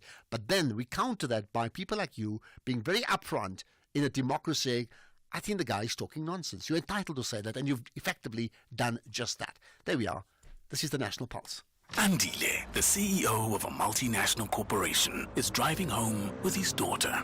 Dad, why is the Tooth Fairy so stingy? Stingy? Well, she makes sure everyone gets something. Does everyone at your company get something? Yes, they're covered by Old Mutual Corporate's employee benefits. Even Abdul. Of course, he gets retirement benefits. And Sisampa on that big machine. She gets group risk cover if that big machine hurts her. Wow, that's amazing, Dad. Visit oldmutual.co.za/employee benefits and go from questions to solutions for your employees with Old Mutual Corporate. Old Mutual Life Assurance Company SA Limited is a licensed FSP and life insurer. T's and C's apply.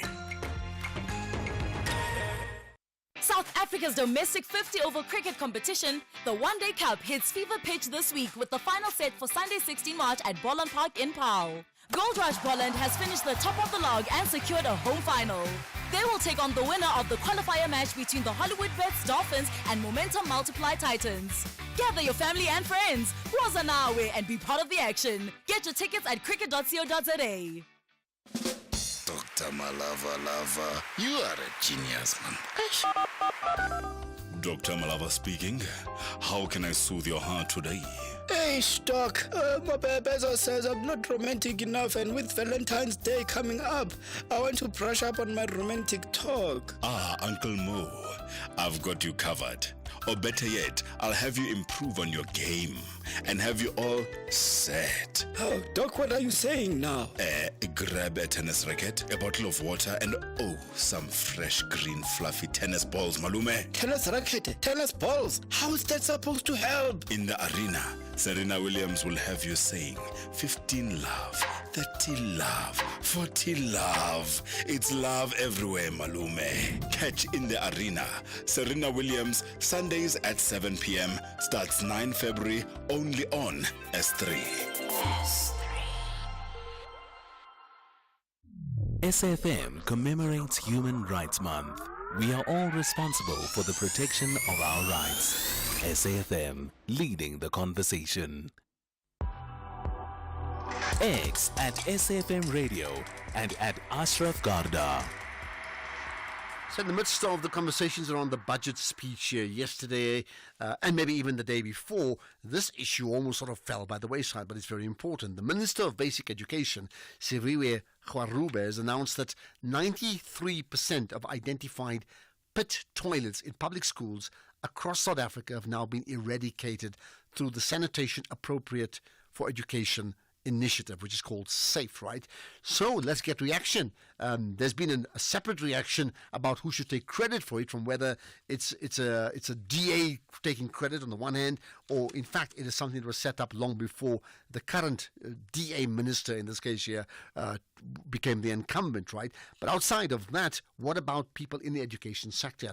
Mahfouz Rafi is the head of research at Equal Education, right? Mahfouz, appreciate your time on the National Pulse. Greetings, Ashraf, and greetings to your listener. All right, what do you make? 93%? I mean, a cause to celebrate there? Firstly, I don't think any credit is due. This is at least the first deadline that the department has set for itself. There were previous deadlines in 2016, 2018, 2020, 2021, and 2023.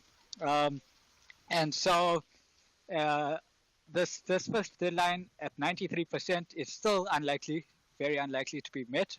93% of 3,300 identified pit latrines is still well over 240, and in July 2024 the number stood at about around 280. So they've done about 40 to 50 toilets in that year, which is far too little. But wait, the claim is that they said that 93% of the identified pit toilets have now been eradicated. So they're saying they've succeeded in that with 93%. You're saying that's not the case?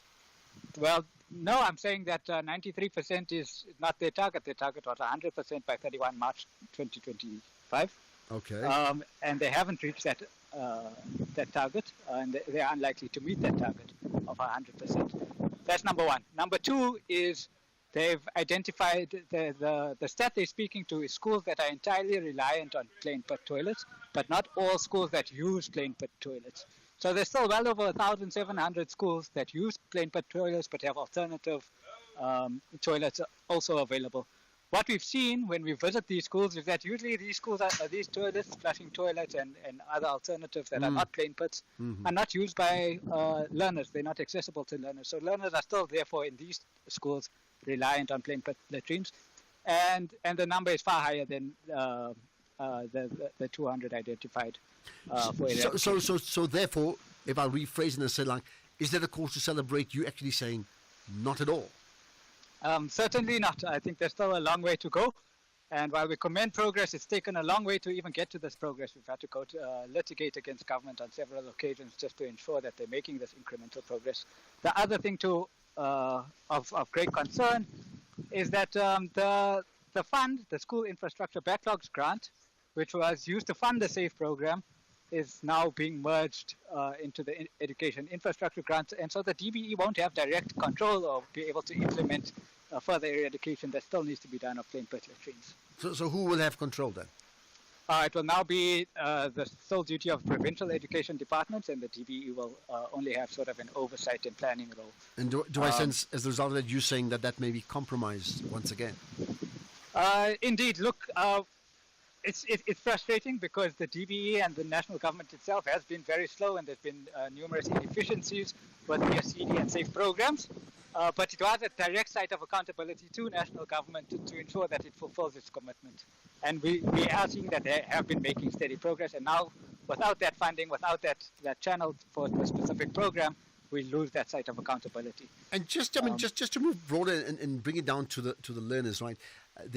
What is the impact of these, pit latrines or pit toilets for learners who go to these schools? Like, meaning the psychological impact and the physical impact in terms of them getting on with their lives in school.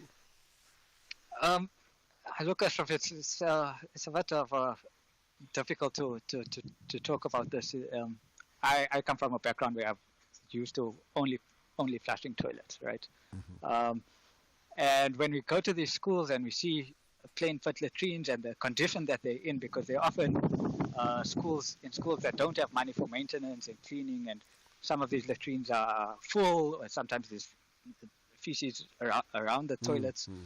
It's hard to fathom how learners are subjected to learning in conditions like this, especially the girl child. Girls who are menstruating often have to miss school because they don't have access to safe and reliable sanitation. The level of dignity afforded to a learner is absent, and that's really a fundamental break with our constitutional values. And you do wonder how long has this continued, and why has it been allowed to continue this long anyway, right? Mahfouz Rafi, let's leave it at that for now. Equal Education's Head of Research. This is in response to the Minister of Basic Education announcing that 93% of now identified pit toilets in public schools across South Africa have been eradicated. Rafi saying, fine, but that's not enough. There's still so many other problems, and there's the original deadline for 100% by the 31st of March, and they're very clear that you're not going to meet that deadline. Let's get the news headlines. It's 4:30. Thank you, Ashraf. In the news headlines, the eThekwini municipality in KwaZulu-Natal says it has activated the Joint Disaster Management Centre in response to a Level 6 alert for disruptive rains that could lead to flooding from today and into tomorrow. President Cyril Ramaphosa has welcomed the European Union's support for multilateralism and says South Africa hopes to continue to work closely with the EU in defense of democracy worldwide. And Russian presidential aide has downplayed a U.S. proposal for a 30-day ceasefire in the war in Ukraine. A full update follows at the top of the hour with Greg Gross. SAFM, guiding you through the rush hour traffic.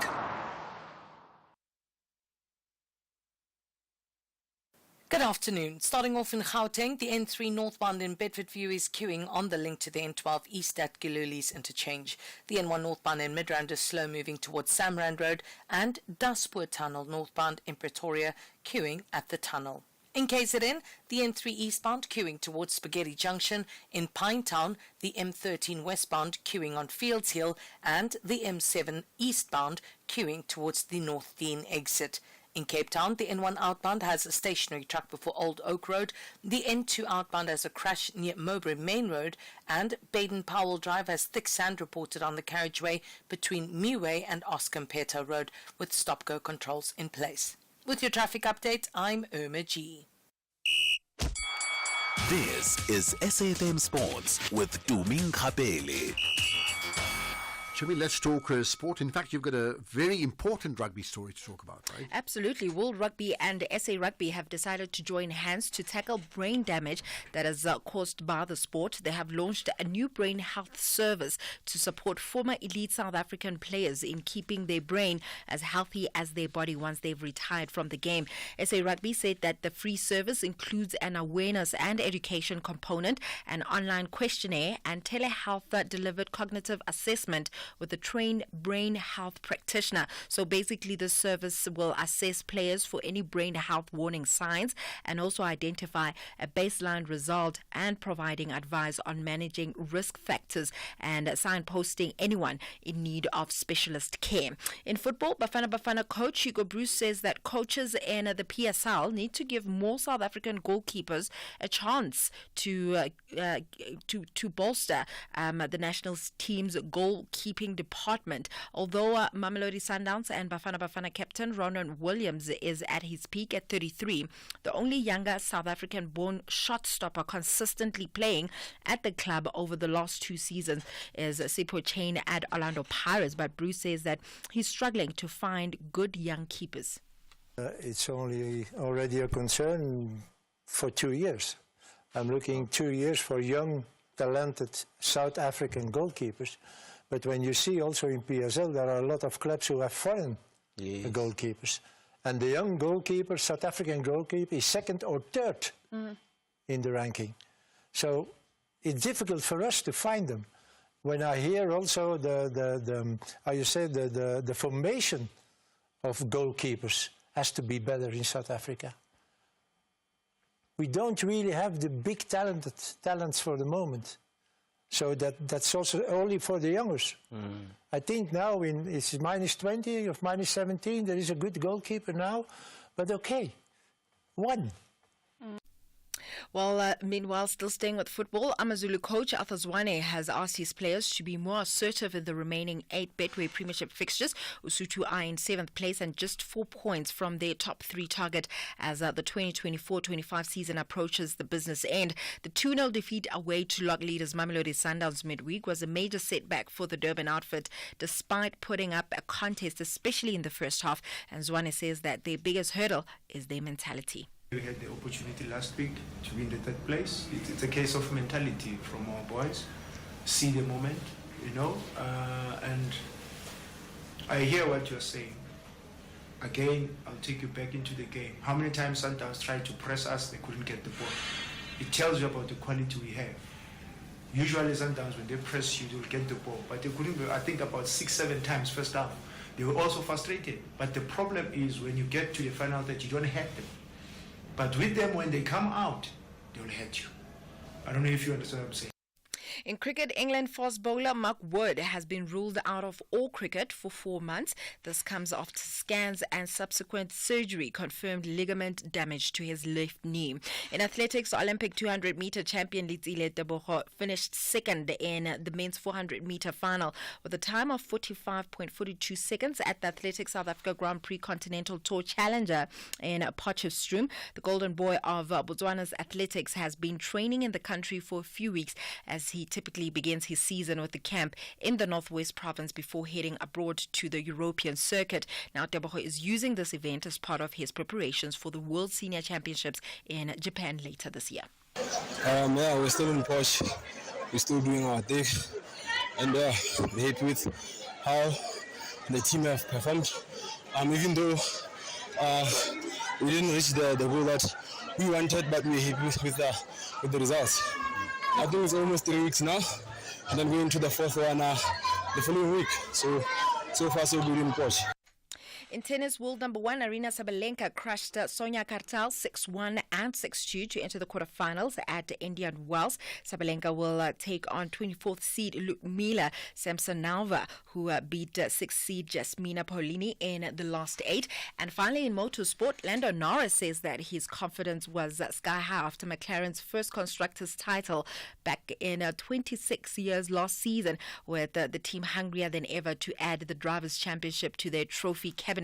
Now, McLaren were among the quickest at pre-season testing in Bahrain, with Norris and his Oscar Piastri looking to lay down a marker at the season opening race in Melbourne this week. So we're looking forward to a definitely interesting season in Formula One as a whole. And Ashraf, you did ask a question earlier on. And I forgot about it, and I better ask you again. My question was that with regard to Formula One in particular, do you follow the driver or do you follow the constructor, right? In this case, say Ferrari or McLaren. Yeah. Like in many other sports, you may have a favorite player for your team, and when the player leaves, you're upset, you're furious, but you still admire the player, but you really support your team, you continue with the team. So what happens? What do you do with regard to Formula One? For me, I've always followed a driver.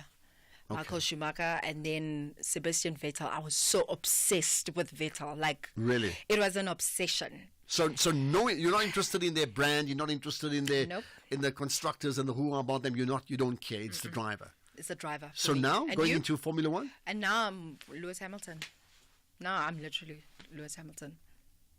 Because I have a soft spot for Ferrari. So I had a weird. Yeah, I had a privilege of. Well, I liked Ferrari always, and then when Michael Schumacher dominated, that's the time I really took a keen interest in Formula One. It's almost like a backseat at the moment, right? But at that time, when it was Ferrari, Michael Schumacher, it's like a win-win. Yes. Like, of course you're going to win all the time, So there you are. But I find it's an anomaly. Is there any other sport where people do that, where they support one part of the component and not the whole? Yeah, I think it depends on the sport. I mean, I know with me and football, I follow coaches, but I don't change my team. I don't know if you get what I'm saying. So if Jose Mourinho, who's my favorite, wherever he is, I'll follow him there. However, I'm still a Real Madrid fan, and I'm still a Man so United. I'm thinking of Usain Bolt at the peak of his power, running for Jamaica, right? Yeah. Against a South African. Hell no. I love Usain Bolt. I will support South Africa. That's my team, no matter what. Right, more sports in an hour. First touch ladies have a tough assignment to demonstrate the importance of a good first touch. Meanwhile, TS Galaxy Queens refuse to settle for anything less than 3 points. This is the Hollywood Bet Super League. Catch the thrilling battle between First Touch ladies and TS Galaxy Queens on Saturday, 15 March at 2:30 p.m. live on SABC 1. Also available at your fingertips on SABC Plus. Proudly brought to you by SABC Sport. For the love of the game. My name is Blayton Zemande, Minister of Science, Technology and Innovation. No nation can hope to achieve its development goals without meaningful investment in science, technology and innovation. To enable this, we need a responsive and transformed national system of innovation. From the 13th to the 14th of March 2025, the Department of Science, Technology and Innovation will host the inaugural National System of Innovation Summit. The summit seeks to accelerate the transformation of our national system of innovation with the view of making it more responsive to our national priorities and developmental goals. The Department of Science, Technology and Innovation, making it possible. Economic news on SAFM. Facts and figures you can count on. Let's get to those numbers with Makwe Masilela from Makwe Fund Managers. Makwe, let's talk about the local global markets in a moment, but there's yearly results from a significant bank. Yes, that is Standard Bank and Ashraf afternoon. Their performance was underpinned by continued balance sheet growth, lower credit impairment charges, flat cost when it comes to the banking franchise, and also robust performance in their insurance and asset management. And their active clients grew by 4% to 20 million, and that was driven largely by growth in SA, with digital clients growth of 6% in South Africa, total income up 2%, profits as headline earnings per share up 4%, but there are are targeting a 12% growth between 2026 and 2028. Traders were happy, share prices up 5%, but the lingering concerns over a potential trade war and recession fears are outweigh the joy that we've seen coming from that softer than expected U.S. inflation data. Cooling inflation led traders to price in at least 3 rate cuts this year starting in June, but Trump threatened to put a 200% tariff on French champagne and other European Union spirits. And locally, after falling 2% in December, our January mining production fell by 2.7%, extending a 3-month downward trend, and our manufacturing production declined by 3.3%, deepening from a 1.2% drop in December. And unfortunately, the stakes are rising over a possible U.S. government shutdown this weekend. That's another headwind. Oil prices fell as traders weighed macroeconomic concerns and demand versus supply expectations. Brent crude is down 0.8% at $70 a barrel. Yellow metal near record levels on rate cut hopes and safe haven demand that was caused by tariff jitters. And we see gold is up 0.7% at 2,953, but platinum is down 0.8% at 984. Ashraf, U.S. Treasury Secretary, warned us that the guys are focused on the real economy and not concerned about this little market volatility. So global stocks are still continuing on a downward trend, but the JSE is up 0.4%, lifted up by our resources and financials. The rand is just down 0.2% against the dollar, 18.34, 23.76 against the pound, and 19.91 against the euro. Perfect. Thanks for that, Makwe. A bit of a more subdued day compared to yesterday's budget day, I'm sure about that. Makwe Masilela from Makwe Fund Managers. We'll do it again tomorrow. Let's talk water, or the lack thereof, in a moment. The National Pulse with Ashraf Garda. Weekdays, 3 to 6 p.m. Okay, there's been an issue, and we'll get to this as soon as possible, regarding the King Cetshwayo municipality. Effectively, on the one hand, and then the Mgeni Utukela Water deciding to cut supply to that municipality because of a 600 million rand debt. We'll get to that just now, right? But first things first, there's comments that we've heard from many people, including about the Fikile Mbalula. Good afternoon, Ashraf. Good afternoon to your team. Great show always, Ashraf. It's good to hear your voice. It's Uncle JJ, the truck driver in Cape Town. Ashraf, I don't listen to Mbalula. Mbalula is a failure and he's a party. Mbalula, he introduced another promotion of Vala Mugodi. He failed. He even promised at Lily Mine that before elections will retrieve the container. How many years? Now he's talking that the budget is sustainable. What is that in Mbalula? Okay, point noted. And the truck driver, thanks so much for calling in, right? And for the kind words as well. Right, Anonymous also wants to talk about Fikile Mbalula.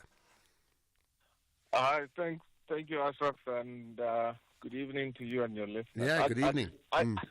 Look, I'm not an ANC person. I'd like to describe myself as the only EFF member who voted for the MKP and supports the GNU. But wait, I need to hear that again. You know, that's like a soundbite. I mean, EFF member that supports the MK and voted for the voted for the MK and supports the GNU. You're 1 in a million. Remarkable. Go for it. So my point is, I had a look at an average basket of food, right? Mm-hmm. And the VAT calculation. Okay, the average that I worked on, and look, don't punish me. I came up with a value of about 462, right? Mm-hmm. When I calculate the VAT for that basket, it comes to 69 rand and 38 cents. Mm-hmm. When I increase the VAT by 0.5%, it's 71 rand 69 cents, meaning it's a 2 rand 31 cents increase on the food. Yeah. So this is how much the poor will pay. Now, if I buy a 1 million rand car, the VAT at 15% is 150,000. Mm-hmm. At 15.5%, it's 155,000. Meaning, the rich will be paying an extra 5,000 compared to the poor person who's paying an extra 2 rand 31 cents. Now, there was an increase of about 150 rand for old age pensions. Now, what I'm saying is this idea that the poor will be punished more, it's a political football. I don't know, but let me turn that around the other way to say, is the 2 rand of the poor person equal to the 5,000 extra for the rich guy? I would think no. They're not equal. I agree with you. I agree with you. But I'm saying, if you have 1 million people contributing 2 rand, so that most of the poor people can get an extra 150 rand every month, let's do the math. Where are we going to get the money? I'm saying, kick out Fikile Mbalula, bring in Steenhuisen and his team in there. South Africa still needs to spend that money. Now, the easy solution that the DA is off. Look, I'll go back. I don't like what the ANC has done with our country for the last decade. Okay, very quickly, make a final point. I do need to move on. Yeah, final point. The point I'm making is, it is an easier way to get the money, but it is also red herring that the poor are hit by the 0.5% VAT increase. Okay. Do the numbers and show us that the poor are more hit when they are charged an extra 2 rand, so that the old age pension can increase by 150 rand. All right, okay. I'm gonna leave it there because I do need to move on. You put it on the agenda. It's an important point. I wonder whether others interpret it the same way. And the other thing, of course, I know from you now, you support about every single political party in the country. You're quite remarkable. Doesn't happen too often. Vuyo in East London. Hi, Vuyo. Hi, Ashraf. Ashraf, I don't sympathize with the poor, number one.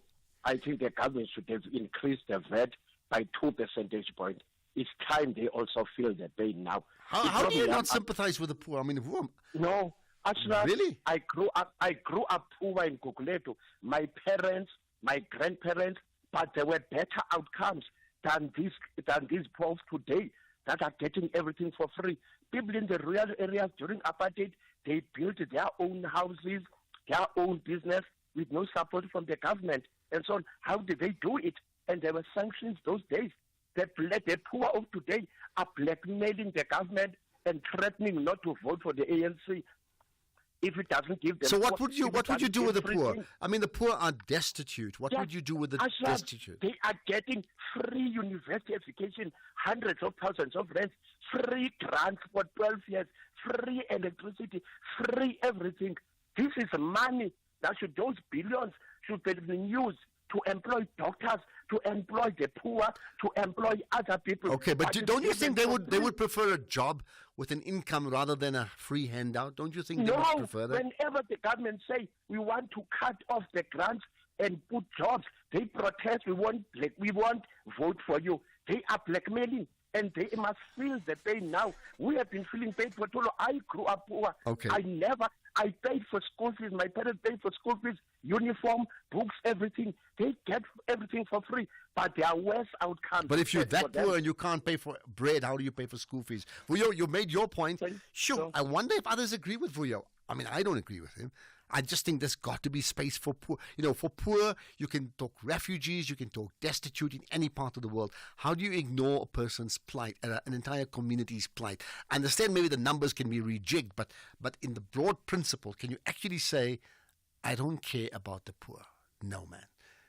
Thabo in Kroonstad, go for it. Yes, Ashraf, what I want to say, I see now the GA and the ANC, they are throwing with a live snake. What I want to say now, I want the EFF leader, Julius Malema, must come in now, because now we cross the river when we arrive at the bridge. He must tell us now what he is going to do with the expropriation of land without compensation. What is his intention now, if he can be called? Because DA is saying now expropriation is hanging over their head. Please immediately try to get EFF. You must answer now. I don't think they can give an answer right now. I mean, I think they're all having their own political posturing. But let's see what happens. I mean, there could be some changes. I don't think it'll happen immediately. Thank you for that, right? Thank you. I think what's interesting going into what I'd call now the budget negotiations. And let's start with the ANC and the DA, because that's the partner. Never mind Fikile and Mbulula's comments about the DA and the Western Cape and everything else, right? How are they going to work together? That must be first prize for them, clearly, which means something that the DA has got, they would want it. And the ANC's got, the DA would have to settle for. What are they going to compromise on to make a deal, or won't they? This is the National Pulse. After what transpired in Loftus last month, the boys of Coach Rivero believe this is the perfect time for revenge against Masandawana. But the highly confident Brazilians want to double the Buccaneers' pain as Mnyama Ngenkani versus Kabuyelo. This is a massive meeting of giants, the Betway Premiership. Witness Mzansi's beautiful game, Orlando Pirates versus Mamelodi Sundowns on Sunday, 16 March at 2:30 p.m. live on SABC1 and at 3:30 p.m. on SABC radio stations. Also available at your fingertips on SABC Plus. Proudly brought to you by SABC Sport. For the love of the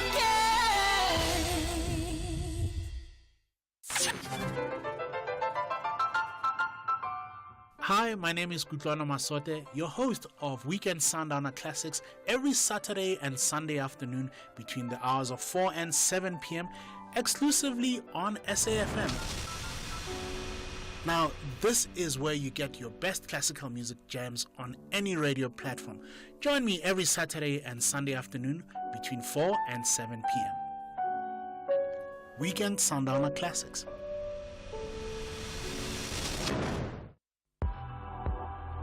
The National Pulse with Ashraf Garda.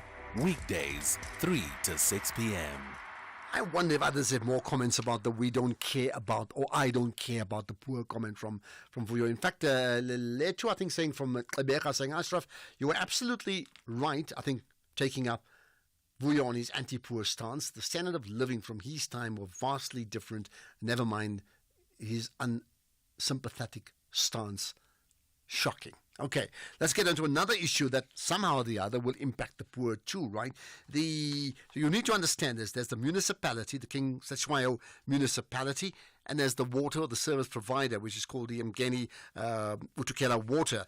And they've decided, the water providers, to reduce water supply to the municipality because the municipality owes the board, the water board, 600 million rands, right? And the last payment received by the board from the municipality was over 2 years ago. So what does this mean? Tami Mkonazi is with me, the Chief Financial Officer at the Mgeni Utukela Water, right? Appreciate your time. Thanks for connecting on the National Pulse. Good afternoon, Ashraf, and good afternoon to the listeners. Okay, so when you say, I mean, I'm reading about a reduction in water supply. Is it a reduction or a cut-off in water supply to that municipality? It is a reduction, Ashraf. So in terms of the bulk supply agreement that we sign with our municipalities, there's normally an arrangement of a reduction should the debt be owed for a long period of time. Okay, how much of a reduction? So we've actually reduced by 20%. We normally supply King Cetshwayo about 46 megalitres. We've reduced that 46 megalitres down to about 36 megalitres of water. Okay. That is 46 million litres down to 36 million litres. All right. So what impact will that have on the residents of that community, this 20% reduction? Obviously, there will be reduced supply in some areas of the communities, because obviously we must understand, Ashraf, we are a commercial entity, and if we don't then collect what is outstanding, we then end up having our own cash flow challenges. We don't receive any money from the fiscus or government. We have to generate our own revenues by actually selling the bulk water. Okay, I understand that. So now, so from this municipality, the King Cetshwayo municipality, they owe 600 million rands, right? How did it get to that? Because I understand from the notes it says no payment in the last 2 years. So there was a dispute that was lodged by King Cetshwayo municipality in 2021, where they felt that the tariff we were charging them was more than what they could afford. But remember that tariff was a tariff that they would have signed for in the bulk supply agreement that allowed us to then supply the water. From then, we then were receiving intermittent payments. That is from now 2021. So in 2023, we then received about 10 million. I think at the time the debt was sitting at about 167 million rands, and we received about 10 million rands. And obviously, we then were locked into intergovernmental mediations with regards to the tariff and them actually not paying us for all this period up to now, which then actually ended up being in a position where we needed to then assess our credit risk as the organization and be able to then start restricting so that we restrict the amount of risk that we are actually incurring without being paid for the services. All right, so I understand your point about being a commercial entity, and you're quite right. We can't have a situation where you get into debt, then you have a problem, and then you don't function, and then you have a bigger problem in an entire region. So that can't be right. But are there, besides the lodging of the of claims around a dispute, right? Are there any mitigating factors with regard to the King Cetshwayo municipality? At the moment, there is a meeting that has been called by provincial COGTA and DWS tomorrow. Probably in that meeting, it's actually to discuss the current impasse. We then are hoping that we probably will be able to then find each other and find an amicable solution in terms of going forward. Our letter that we sent to them was that you make good of the debt, or you even commit to a payment plan, we then can actually look into then easing of the restrictions. The problem is we don't even have an acknowledgement of the debt, one, but two, neither do we have the actual payment plan as to when we will be paid the debt. So to confirm then, now that you've been very public about this reduction of water supply, has anybody responded from the municipality? They have responded. They did write a letter to us citing their unhappiness as to how the restriction has been done. And then obviously they were supposed to call a special council today to discuss the matter further. And I think as of now, I had not received any communication from them as to what transpired. So obviously at the moment, I'm just waiting for that discussion that we're going to have with the COGTA and DWS tomorrow. Okay.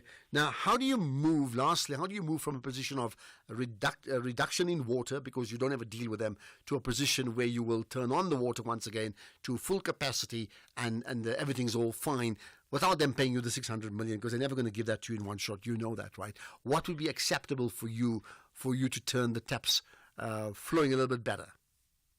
We had stated in our letter to them, the restriction letter, that we would look at finding an acknowledgement of the debt, and then secondly, agreeing on a payment plan that actually says how you're gonna actually reduce the outstanding debt. So those are the two prerequisites that we need to be looking at and agreeing on, so that we can then look at then letting the water flow as normally. And just the last thing, very, very briefly, is this something that, this is a local municipality, but is this something that the provincial government can intervene in, or have they, very quickly? Yes, so provincial government is intervening. That's the reason for the meeting with provincial COGTA and the Department of Water and Sanitation tomorrow. I think the meeting is about 9 o'clock in the morning. Okay, let's leave it at that. I appreciate your time. That's Tami Mkwanazi, the Chief Financial Officer at the Mgeni Utukela Water, on the one hand, and then, of course, that links to the King Cetshwayo municipality. 600 million rand in debt. There's a reduction of water, about 20%. It's not a complete cut-off, 20%. Do you think they're right in terms of using their leverage to say, you don't pay, no water for you? Well, at least no 20% water for you. Let's get the news. It's 5 o'clock. Here's Greg House.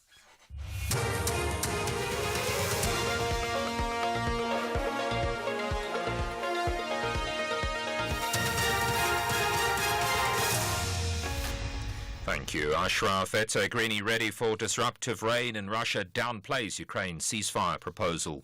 Good day to you. The eThekwini municipality in KwaZulu-Natal says has activated the Joint Disaster Management Centre in response to an alert for disruptive rains that could lead to flooding from today into tomorrow. The severe weather conditions are expected to hit areas along the north and south coast. At least 20 people have died in the last 2 months in the province due to heavy rains. Jotham Kumalo is from the city's Disaster Management Unit. As we have been communicating through our social media platforms for people to adhere to the weather warnings, to take precautions to prevent these dangers that are expected. But most importantly, what we can say is that the city is prepared. We've had our Joint Operations Center this morning activated. As we are here, we are in the Joint Operations Center. It was activated this morning. We have attended the Provincial Disaster Management Joint Operations Center, where they are also providing support to the municipalities where we require assistance.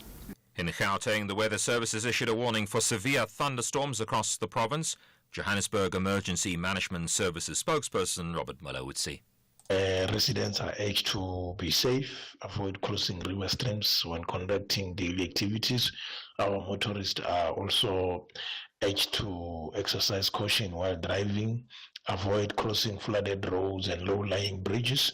From our side as the City of Johannesburg Emergency Management Services, we remain on high alert, monitoring all 7 regions of the city for any water-related emergencies which might occur. President Cyril Ramaphosa has welcomed the European Union's support for multilateralism and says South Africa hopes to continue to work closely with the EU in defence of democracy worldwide. He was delivering the opening address at the EU-South Africa Summit in Cape Town. We hope that we can continue to rely on the support of the European Union and its member states in our efforts to address a number of our challenges, particularly how we can alleviate poverty and how we can also transition to a low-carbon economy, a feat that many of your countries in Europe have been able to achieve or are on the way to achieving more completely. Meanwhile, the SADC Heads of State and Government meeting taking place virtually has just concluded with a resolution that peacekeeping mission troops in the DRC must be withdrawn. The meeting was convened to discuss the security situation in the eastern DRC. The International Relations Minister Ronald Lamola spoke to the SABC after the meeting. The summit has taken groundbreaking resolutions with regards to humanitarian access, the reopening of the Goma airport, engaging with the non-state actors and state actors, including a phase withdrawal of Summit DRC. But not only that, all the forces that are not invited in that conflict must also withdraw. Russian presidential aides downplayed a U.S. proposal for a 30-day ceasefire in the war in Ukraine. He said he told the U.S. National Security Advisor it would be nothing more than a temporary stoppage. One of U.S. President Donald Trump's envoys is in Moscow, the capital, to discuss the ceasefire proposal. The BBC's Lise Doucette has more on that. There's no indication yet exactly what President Putin wants to do. All we've seen from him is this image of President Putin in military fatigues for the first time and appearing in the embattled region of Kursk, where it does seem from all reports that the Russians, backed up by North Korean forces, are pushing the Ukrainians out, which is a real setback for the Ukrainians if peace talks, well, let's not call them peace talks, if talks of some kind are now on the agenda. Top story, the eThekwini municipality in KZN says has activated the Joint Disaster Management Centre in response to alert for disruptive rains that could lead to flooding from tonight into tomorrow.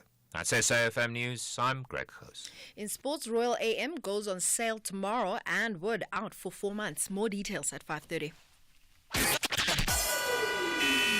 SAFM, guiding you through the rush hour traffic. Good afternoon. Starting off in Gauteng, the M1 southbound is queuing towards Boysons. Witkoppen Road westbound in Johannesburg North is slow moving towards Market Street. The N1 southbound in Midrand has a crash at Buccleuch Interchange, and Eskempatleli Drive northbound in Pretoria has delays towards Mood Street.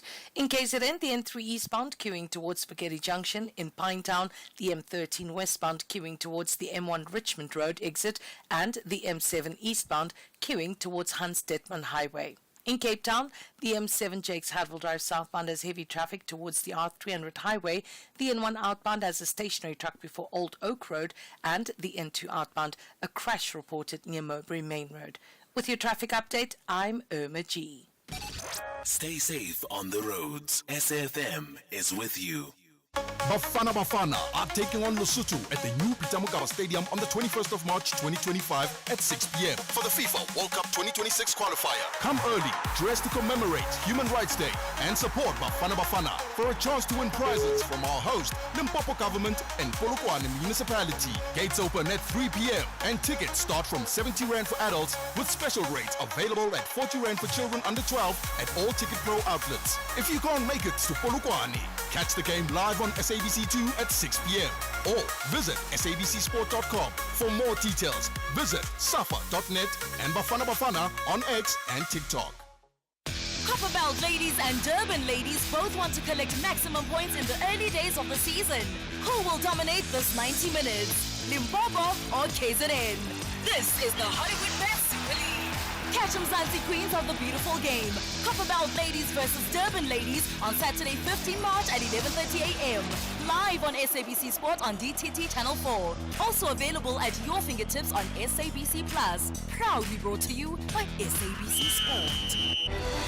For the love of the game.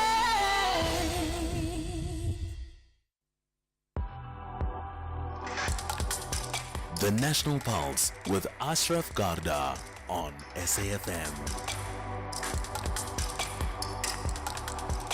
You're listening to the National Pulse, weekdays 3 to 6 p.m. Lots of comments about the DRC, understandably, and the SADC withdrawal of its troops, so its peacekeeping troops from the DRC. Lots of comment about Fikile Mbalula and what he said about the GA and the Western Cape. Lots of comments about the caller we had who's saying, I don't care for the poor, something along that line, right? And many other things too. And of course, I've asked a question about Formula One. Do you follow the driver or you follow the team in terms of the manufacturer or the contractor, right? Which one do you go for, right? Okay, let's talk about the DRC once again and what has happened there and get further opinion on it. You know now that the SADC region has terminated the mandate of the SADC mission in the DRC, and that means that those troops now in that region will be withdrawn. This after, remember, over a dozen of the soldiers died, right, including South Africans, killed by the M23 group, right? Now, let's get further comment with Darren Olivier, who's the Director of African Defence Review. Darren, appreciate you connecting on the National Pulse. Hi. Good afternoon. Thank you. What are the implications of this decision by SADC? Well, it's quite a huge one in that it finally creates some certainty around the future of the mission.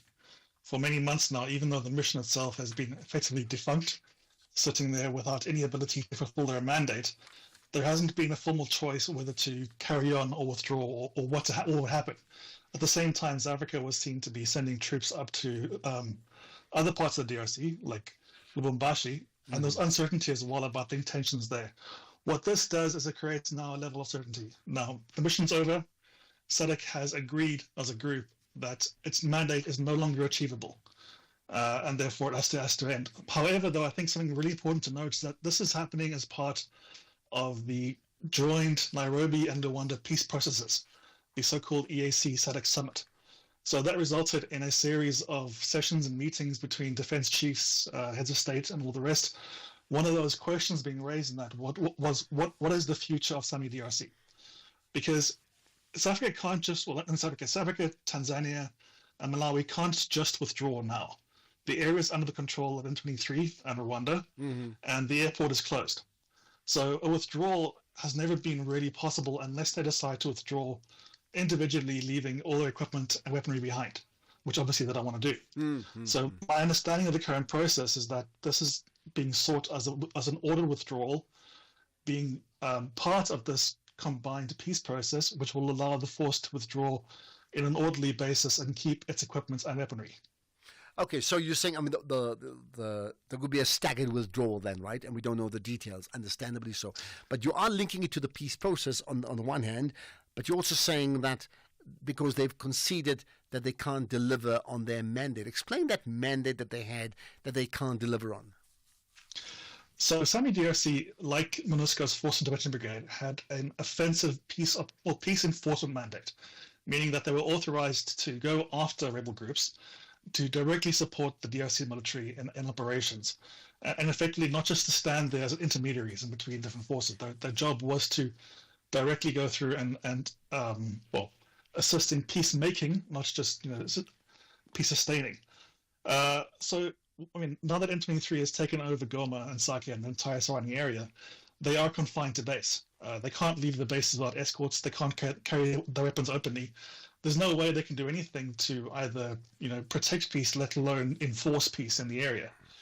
For that reason, the mandate is now moot. The force can't do anything. And in any case, it was only ever intended as a support to the DRC military. As the DRC military has melted away in that area, and clearly is no longer operating there, there's nobody to link up with. MONUSCO themselves were also fighting alongside the 70C forces at one point, including some South African troops as part of that.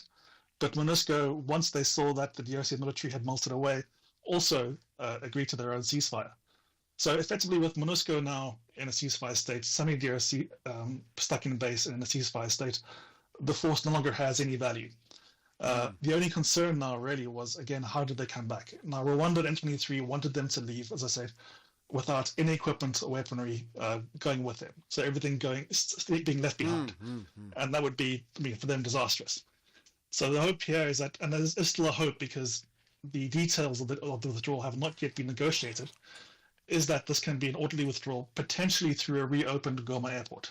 Okay, and that could take a while if the airport is open, which allows them to airlift all the equipment too, right? Yes, it took many months to deploy the entire force there.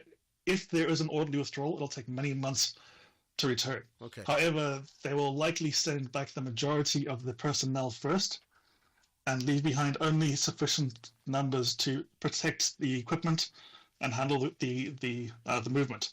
There's some talk, the SADC and EAC Defense Chiefs Technical Experts group had some talk about a combined SADC EAC force that would potentially work in that area, in place of SAMI DRC. There's no detail yet as to whether that'll happen or what it'll be, but it's possible that force, if it happens, will deploy and then also assist in this process to withdraw and repatriate. Okay. What about, you made the point about, the context of the withdrawal in many ways is linked to these peace talks, which correct me if I'm wrong, they haven't quite started as yet. There's an intention around it, and there's no guarantee that they will agree on peace, will they? It has started, but it's still very early. What we've had effectively are a few, initial prelim meetings, state summit one, but the key meeting that was held was the Defense Technical Experts meeting, which was the one that explicitly linked SAMI DRC's future into these talks, and also agreed to send personnel to effectively perform an evaluation of the airport to see how it can be reopened. And that group is supposed to be a joint one consisting of Rwandan, DRC, SADC, and EAC members to provide a non-partisan technical team to reopen the airports. However, as far as we can tell, the defense chiefs have not yet met, which is the key moment to really action these items and put them into effect. So it's taking a lot longer than it should have. Originally, the defense chiefs were meant to have met within 5 days. It's taken several weeks.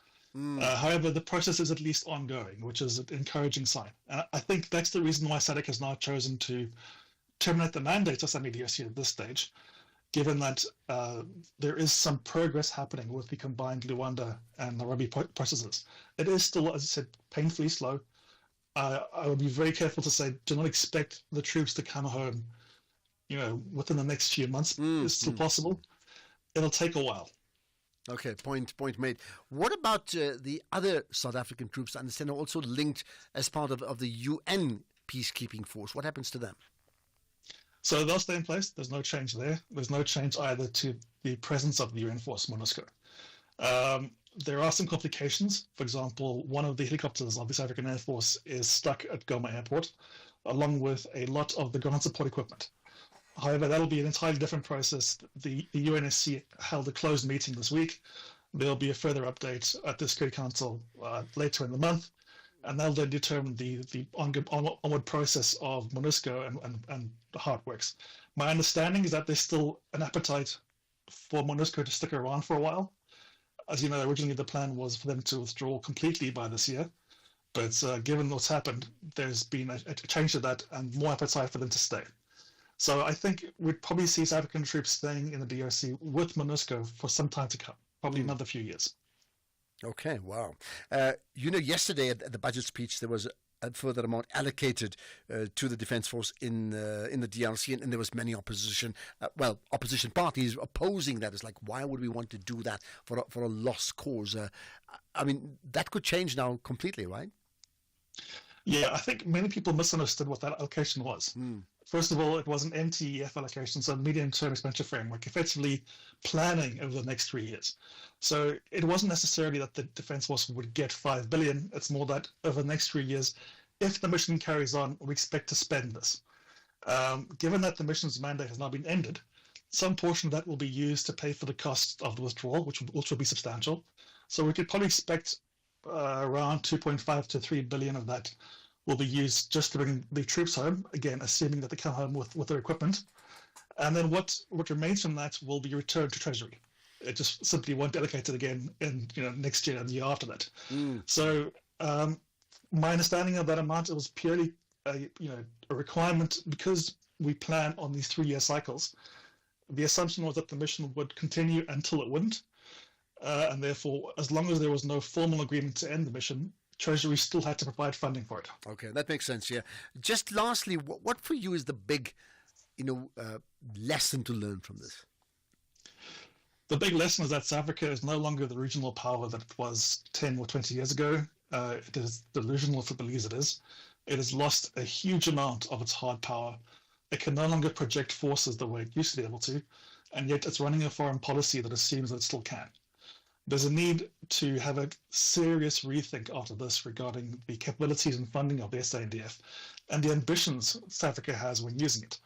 If there is a desire to take part in more missions like this in the future, the SANDF needs to be substantially reformed and funding increased, by probably at least double, given the level of damage done over the years.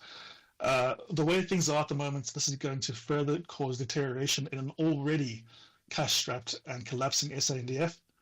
And if there isn't an opportunity, this is really the last opportunity, I would say, to properly reevaluate and fix these issues before many things are lost forever. Well, lots to learn from that comment, Darren Olivier. Thanks for your time. Much appreciated. Darren is the director of African Defence Review. So basically, final point on that, South Africa is not the superpower, regional superpower it once was. It doesn't have the capacity to act in that way militarily, and they need to remember that. What do you make of that? But certainly the more important top line conversation around this is that SADC, not just South Africa, the entire SADC region have confirmed the termination of the mandate of the SADC mission, so those troops will return home, including South Africans. It could take a while, 1 week. No, I don't think so. It could take some months, as Darren Olivier said. For the comments from you, we'll take a range of other comments from around 5:45 onwards anyway in terms of your calls, but you can WhatsApp us even now. That's 0614 104 107. That's text or voice note. You can also tweet out, tag SFM Radio, please do that, and tag me, Ashraf Garda. Follow both of us, and then to call in, it's 086 000 2032, and you can raise any of the issues we've been speaking about on this 3-hour show, and anything else we have not been speaking about as well. Of course, ultimately, you play a huge role in moving the national pulse. Who will rise in the Hollywoodbets Pro Series, where the top 8 women's cricket teams face off against each other to lift the inaugural Hollywoodbets Pro 50 and Pro 20 trophies? Local pride is at stake with the log table taking shape. Waza nawe! Get down to a stadium near you and show your support. Visit cricket.co.za for more information. Entrance to Hollywood Bet's Pro Series matches is free. Imagine living in a community free from gender-based violence and femicide. That reality is possible, but only if we commit to building families that are free from violence and are inclusive, where children are raised equally. Every child has the right to grow up in a loving, nurturing and safe environment that promotes good mental health. So do not forget about the boy child. He too needs to be protected from all exposures of violence. Pay attention to the boy child today and watch him grow to be a responsible man that society can be proud of. Stop gender-based violence and report any cases of child neglect and abuse at your nearest police station. Or call the Gender-Based Violence Command Center on 0800 428 428. A message brought to you by the GCIS. This Human Rights Month, SAFM is deepening a culture of social justice and human rights. It's a time to reflect, engage, and take action for a more just society.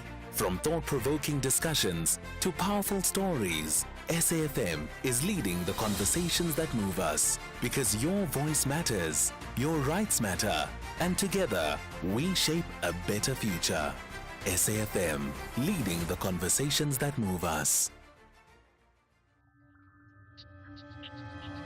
The National Pulse, weekdays, 3 to 6 p.m. Well, you certainly know about the South Africa EU summit, and Ursula von der Leyen, who's the president of the EU Commission, is in the country, of course, and she just tweeted as well, saying Europe deeply values its partnership with South Africa, just as we cherish our friendship with you, dear Cyril Ramaphosa. South Africa can always count on Europe, just as we know Europe can count on South Africa. There we are. Okay, let's talk about other things. Let's talk about museums once again. So we made the point earlier, the Iziko South African Museum celebrating 200 years. I mean, that's an amazing history. So much to learn from all of that, right? Let's now talk to Dr. Paul Bayliss, the council member of the Iziko Museums of South Africa. Dr. Bayliss, thanks for connecting on the National Pulse. Good afternoon, Ashraf, and good afternoon to your listeners. It's great to be here. Absolutely. So, I mean, celebrating first 200 years, that is historic in its own way. And I take it that you, as any other board or council member would use, is like, how do we leverage off this to ensure we get maximum publicity and a greater awareness around the museums in our 200th year? You're correct. I mean, on the one hand, it is a unique opportunity to celebrate this milestone. So through the 200 years, you're almost looking back in terms of, what are the lessons learned, what are the achievements that the museum has done over the years. But at the same time, it provides us with a unique opportunity to look forward in terms of what do we want to do in terms of positioning the museum, in terms of the next 100 years, and looking forward towards that. What then is your understanding of the overall role of the museum in meeting some of the greatest challenges that we face in our country? In terms of that, I mean, the museum plays a very important role, both firstly from its preservation of its heritage and things like that, and making that accessible to everyone, but also, and I think people often overlook, a museum plays an important role from a social and economic perspective in terms of where it's positioned within society.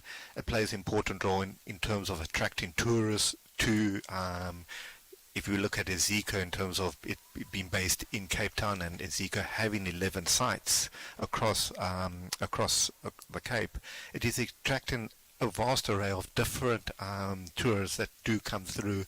It supports local employment, and at the same time plays a role in regeneration of parts of the city and revitalizing and working with communities in terms of which it serves. So it plays an important role both economically, socially, and addresses that whole aspect around social cohesion. What are the type of activities happens at those museums, and in terms of exhibitions as well, activities, exhibitions, to get people together, both at the main museum, and then you mentioned those 11 others that are around the city of Cape Town? For each of the museums, it's really a destination, welcoming for people to come in, and for each of the different 11 sites, the visitor or the public is going to experience something new, or not the same at each of those museums. Besides the exhibitions, the museum runs a lot of sort of holiday programs for the youngsters and things like that, where they can become involved in their number of workshops, community-based sort of initiatives. And one thing that Iziko is very proud of doing as well is how it takes the museum to the people itself. It's one of the few museums in the country that actually, through its outreach programs, has a museum bus that actually goes into the community, and in that sense, not just asking people to come through to it, but taking, giving access to the museum to people, to sectors of society that might not have access to the museum or have that opportunity to visit it in the city centre. Okay, what about, and it's come up again to the fore in recent weeks regarding the issues of different South Africans saying different things about each other in our country and, of course, in the USA, right? The issue of social cohesion. What role does the Iziko Museum play in that? One thing that the museum does do, and it allows for people of different backgrounds, ethnic groups and that to come together, is a museum creates a neutral space. So people can come together, they can dialogue, they can engage in debate and so on. And at that same time, it helps to create a level of understanding as you begin to listen to people from different groups and so on. And it helps to break down the social barriers between individuals, cultural groups and so on. And I think a museum is uniquely positioned in that sense to serve as that neutral space and inviting that sort of dialogue without any sort of agenda at play in terms of its own benefit and so on. Okay. And would you know, are there specific plans to be rolled out this year? In terms of, when we look at the year ahead that the museum has got, one of I think the exciting projects that the museum is particularly looking at is later this year is the opening of the Mandela prison house, which is happening towards the end of the year, I think, and I stand corrected here, apologies, around about November in the year. So, but what I would also suggest to the listeners is, around the bicentenary celebrations, there are a lot of sort of activities happening. The listeners can go through to the Iziko website. So, if from those that are coming through to Cape Town at any time during this year, to go onto the website and also include some of the activities that the museum's doing. And I think that's good advice. Absolutely. So just get to the Iziko website. Fair enough, right? Now, earlier on, I had a chat with the chairman of the Iziko museums, right? And you know that, and he made the point. That's Jabulani Sitoli, and he made the point about this drive towards bringing in younger people and effectively to, I suppose, customize the museums in such a way that it has far more appeal for younger people than it's ever done before. What are your thoughts on practically how that will play out? It would be through a number of our programs and things. If we look at where we are at the National History Museum, in Parliamentary Gardens, one of the aspects we've got is the planetarium. They recently did a complete overhaul of that, and that really, in terms of that experience, talks to all age groups, whether you're old or young. There are a number of programs running throughout the museums, and it is really attracting a younger generation. There's been a continual drive around the reimagining of the exhibitions and that, in terms of the interpretation of the items they're in, making it more accessible, and that they're not just there to be looked at, but almost to be interacted with, that it becomes a process of learning and entertainment at the same time. Just finally, do you think the museum then is meeting its targets? If the target is to ensure that it maximizes what it does and the communities connect into a living space that is very, very alive? I think what you said there, Ashraf, is the museum is a living space. It is constantly evolving and has that ability to almost adjust in terms of as society around it and the needs of what's required from it, in terms of its exhibitions, in terms of its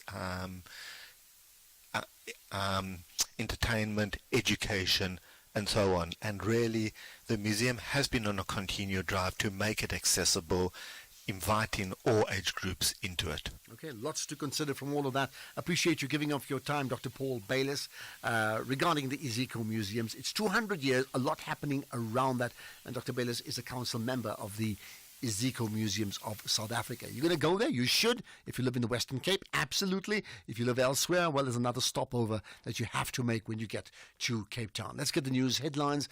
It's just gone 5:30. Here's Greg House.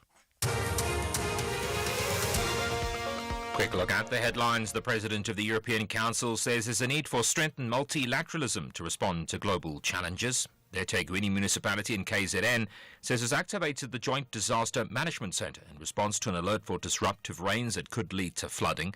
And Tanzania has declared the end of its latest Marburg virus outbreak. All those details and more at 6 o'clock. SAFM, guiding you through the rush hour traffic. Good afternoon. Starting off in Gauteng, the N1 southbound in Randburg has a stationary vehicle before Malibongo Drive exit.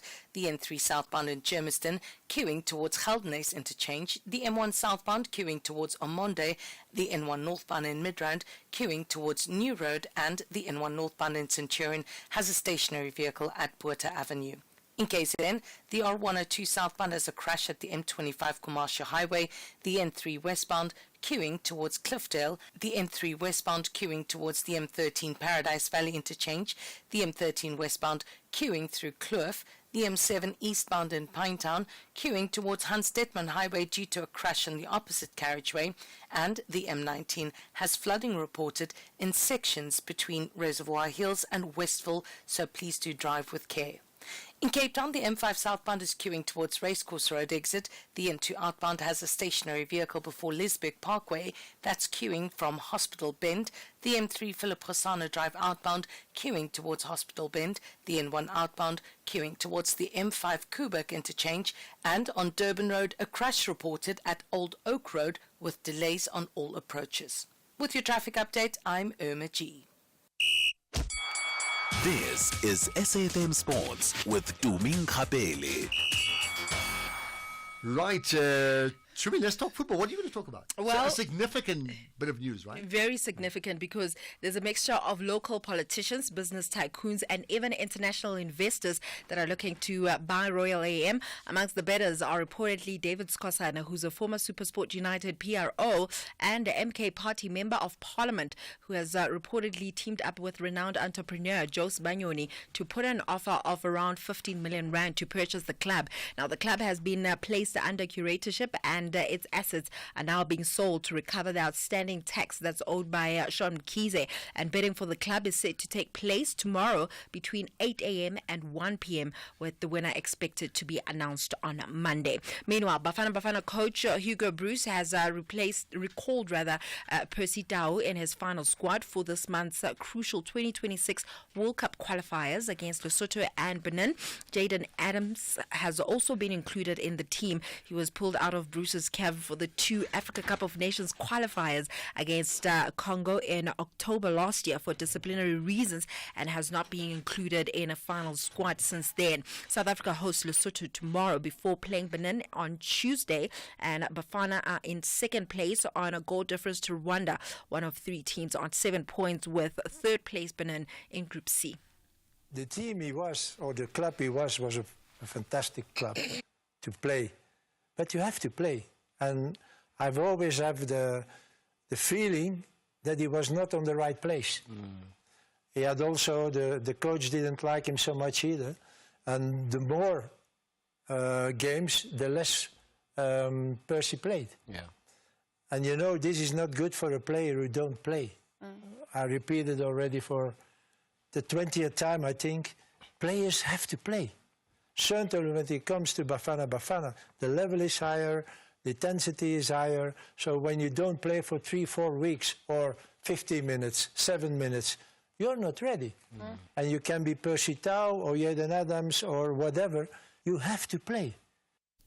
Then just a quick ticket update. So far, 41,223 tickets have been sold for Orlando Pirates' top-of-the-table clash with Mamelodi Sundowns at FNB Stadium on Sunday.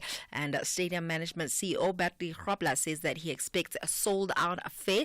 In rugby, World Rugby and SA Rugby have decided to join hands to tackle brain damage caused by the sport. They have launched a new brain health service to support former elite South African players in keeping their brain as healthy as their body once they have retired from the game. SA Rugby said that the free service includes an awareness and education component, an online questionnaire, and telehealth delivered cognitive assessment with a trained brain health practitioner. In boxing, heavyweight champion Alexander Usyk has been ordered to start negotiations to defend his World Boxing Organization heavyweight title against Joseph Parker. Now, the WBO announced today that Usyk has 30 days to reach terms for a mandatory title defense against New Zealanders Parker, or the governing body will call for purse bids. Now, this move could end British fighter Daniel Dubia's hopes of a rematch with Ukrainians. With that said, it is a wrap from my side for now. So, listen, I have to ask you, I'm linking two things together. Real Madrid played Atletico Madrid yesterday, and the Atletico player kicked a penalty and slipped slightly in kicking the penalty. And they ruled that penalty in the shootout, right? Not eligible because he had two touches on the ball when he I was actually looking at the slow-mo. VAR is like inconclusive to me. I mean, I'm like battling, okay? So that's one argument. And the other one, did you see this Thierry Henry commenting about what he admires about rugby? I actually have a clip. Let me try play it. Can you play that? Okay, let's hope it's loud and clear, yeah. Hold on. Love a lot to take from rugby. I don't know rugby, so what do they do? They always explain. When I was playing, what used to annoy me is you never get an explanation from the referee. It looks like you can't talk to them. In rugby, they don't go and try to speak to the referee because they know they're going to have an explanation. Not only them, but the stadium.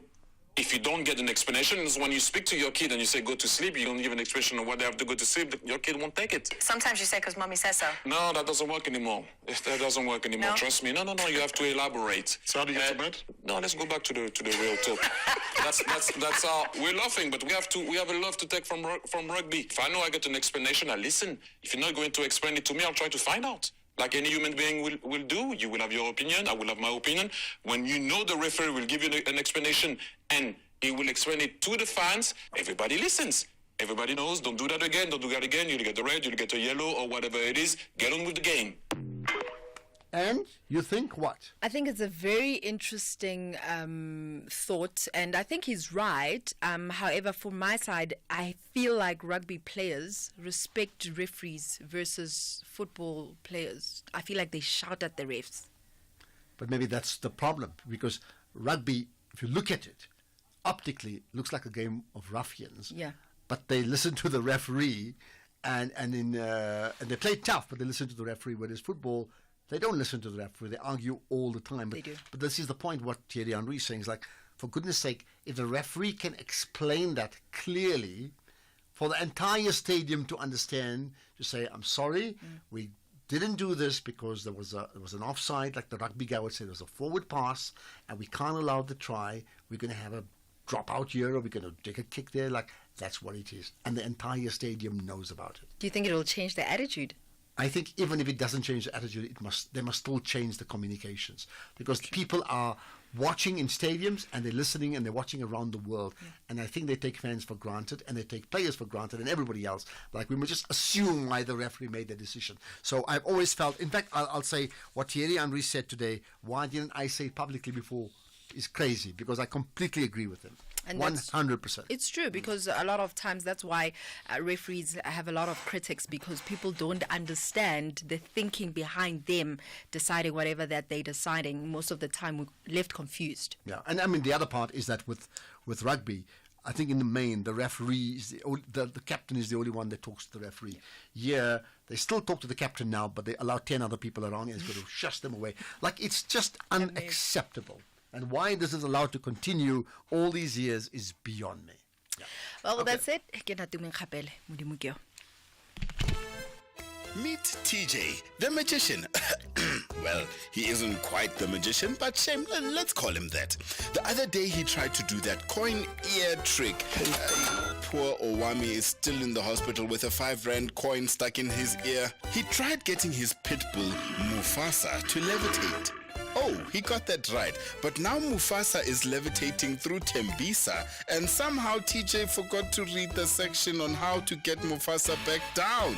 It's tough being a magician, but luckily for TJ, Britain's Got Talent Ultimate Magician will be the perfect inspiration for him to be the best magician in Tembisa. Catch Britain's Got Talent Ultimate Magician Saturdays at 7:30 p.m. only on S3. Open up. South Africa's domestic 50-over cricket competition, the One Day Cup, hits fever pitch this week with the final set for Sunday 16 March at Bolland Park in Paarl. Gold Rush Bolland has finished the top of the log and secured a home final. They will take on the winner of the qualifier match between the Hollywood Bets Dolphins and Momentum Multiply Titans. Gather your family and friends, Waza Nawe, and be part of the action. Get your tickets at cricket.co.za. SAFM commemorates Human Rights Month. We are all responsible for the protection of our rights. SAFM, leading the conversation. Economic news on SAFM. Facts and figures you can count on. So, Jimmy, it's the SAFM market update. What do you do on the day after the day before's budget speech? Good afternoon, Ashraf. Good afternoon to the listeners. Well, the day after the speech, you're still trying to process some of the things that didn't make sense in the speech. And that's what I spent pretty much most of the day doing, going through some of the numbers again, looking back at where the conversations had been going. I mean, there were a lot of conversations that took place yesterday. We spoke to a lot of different analysts and got a lot of different reactions to the speech. And so coming into today, it was just to see whether or not the numbers make sense and where we go to from here. Obviously, the speech hasn't been approved yet, so we still are looking at how markets are responding to that, how markets are reacting, and where the risk sentiment kind of shifts to. When you look at things like the Rand, they're a good indicator of how the international community feels about the speech that was delivered. And we'll get to the Rand's performance in a second. Let's get a sense of what's coming up on the show a little later on, though. We're going to be reflecting on some of the things we couldn't reflect on yesterday. The likes of Growth Point gave us numbers yesterday. They gave us results yesterday, so we're going to speak to the group CEO today about those results. We also got results today from the Standard Bank group as well as from Exxaro, so we are looking at all three of those results with group CEOs in all three cases there. Well, in the case of Standard Bank, of course, it's the Deputy Group Chief Executive.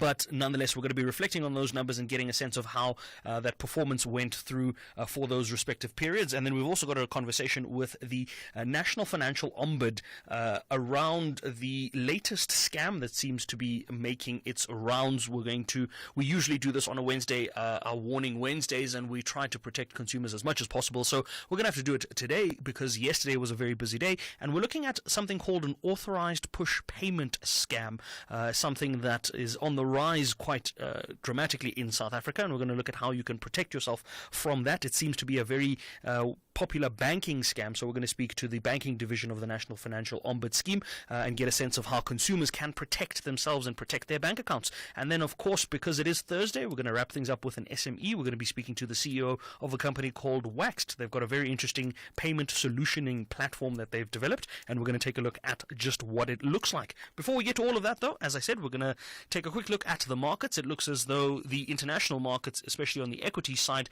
weren't having a good day. Every single international equity market that we usually keep an eye on, Asian markets, European markets, and US markets, all in the red. Surprisingly, South African markets in the green, led mostly by resources, up 1.77% on the day's trade. Industrials down rather 0.5%. Financials up 0.5%. As a result, the all share up 0.25%. The top 40 up almost 0.4%. in today's trade. So good movements from the equity side locally.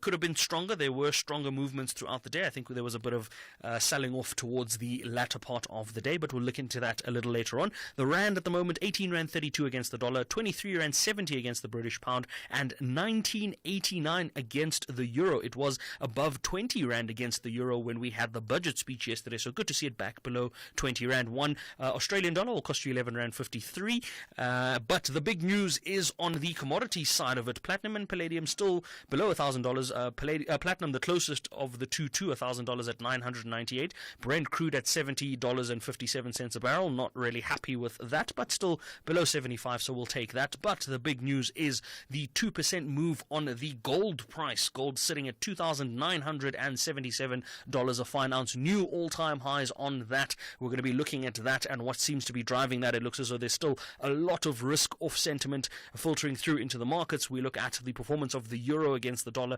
and you can see that the dollar's weakening against both the euro and the British pound. So not really a good start, or not really a good day for the dollar there. Continued weakness. I suppose a lot of the tensions and conversations that have been coming out of the White House have been fueling that as well. And when I look at something like the dollar index, which is a basket of a performance of the US dollar against a basket of currencies, rather, that is not doing so well when we look at it. It is up for the day, though, but ever so slightly, about 15 basis points at this stage. But it has come off of probably around 107 levels at the start of the month. So in the first sort of 10-12 days of the month, we've lost about 3.5% there on the dollar index. So clearly a lot of risk-off sentiment towards the US dollar at the moment, but we're going to dig into these and other stories when we come back a little later on. For now, Ashraf, back to you. So, okay, perfect. Have a great show coming up 6 to 7. So that's coming up imminently, in fact, which means it's time for me to get a feel of your pulse. The National Pulse with Ashraf Garda. Weekdays, 3 to 6 p.m. Specsavers now looks after your hearing as well as your vision with Specsavers Audiology. With 60 stores and counting, we are South Africa's largest audiology group. For a limited time only, buy one rechargeable hearing aid and get 50% off the second. You heard right. Buy one rechargeable hearing aid and get 50% off the second. Find your nearest store at specsavers.co.za. Specsavers Audiology. Test your hearing and join the conversation. T's and C's apply. Something big is coming. 6:30 will never be the same. Amalanga Wafani, only on SABC 1. These are the weekend shows on SAFM. Music of Africa with Shayla Ndikumana. The Jet Set Breakfast with Michelle Constant. Seasons with Khomotso KG Mweketsi. The Soundtrack of Your Life with Ernest Pillay. Weekend Soundowner Classics with Kutlwano Masote. Spotlight with Zai Khan. The Weekend with John Gerika.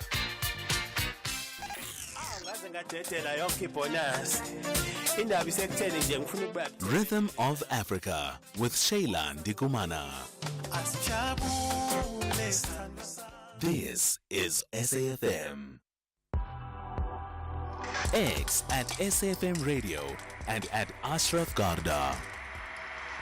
Okay, I'm trying to get to your calls in a moment or so. I know we just rushed with so many things happening. I want to cross, however, quickly to the EU Commission President who's addressing that EU-South Africa SA-EU summit, and that's Dr. Ursula von der Leyen.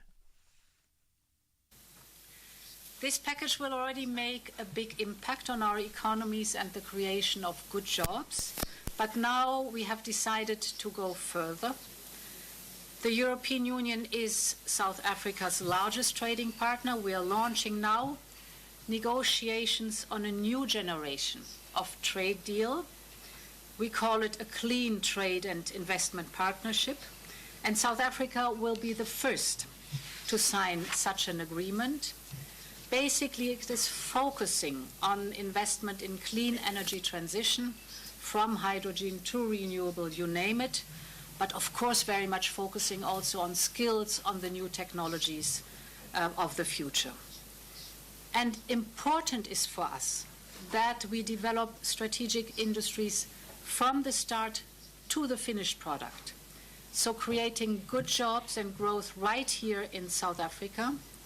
We put a lot of emphasis on what you call, dear Cyril, beneficiation.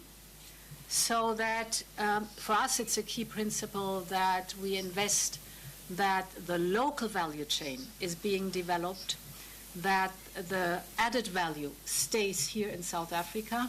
This is for us important. South Africa will benefit, our companies will benefit, and I think this is a true win-win situation. Our partnership will also extend to critical raw materials.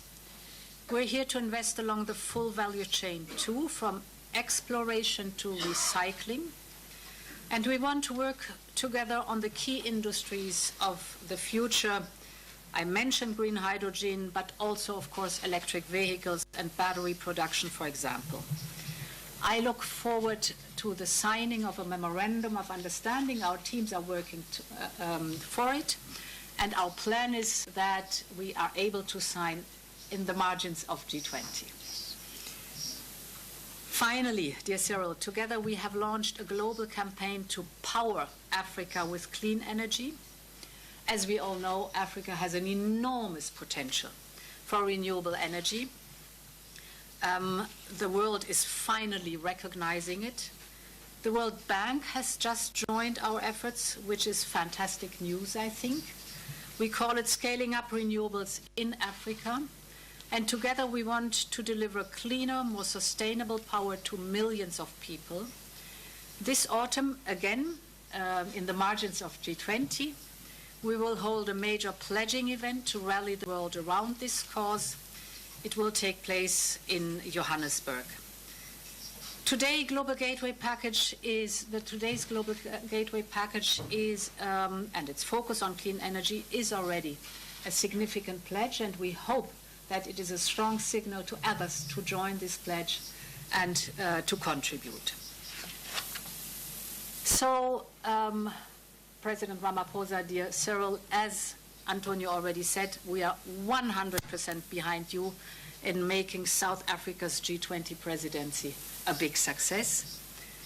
This is going to be the first G20 summit ever held on the African continent. I think it's a powerful symbol.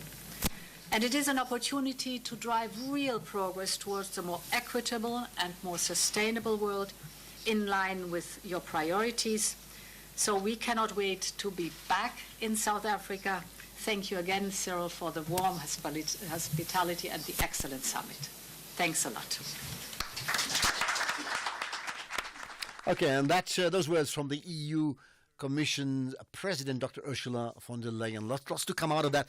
I tell you what, it is a significant year. South Africa's hosting of the G20 summit is a big, big deal indeed. And I best suggest we all keep lots of attention to that, right? Right, time just for some quick voice notes and calls if we can very quickly. Here's another one about Mbalula.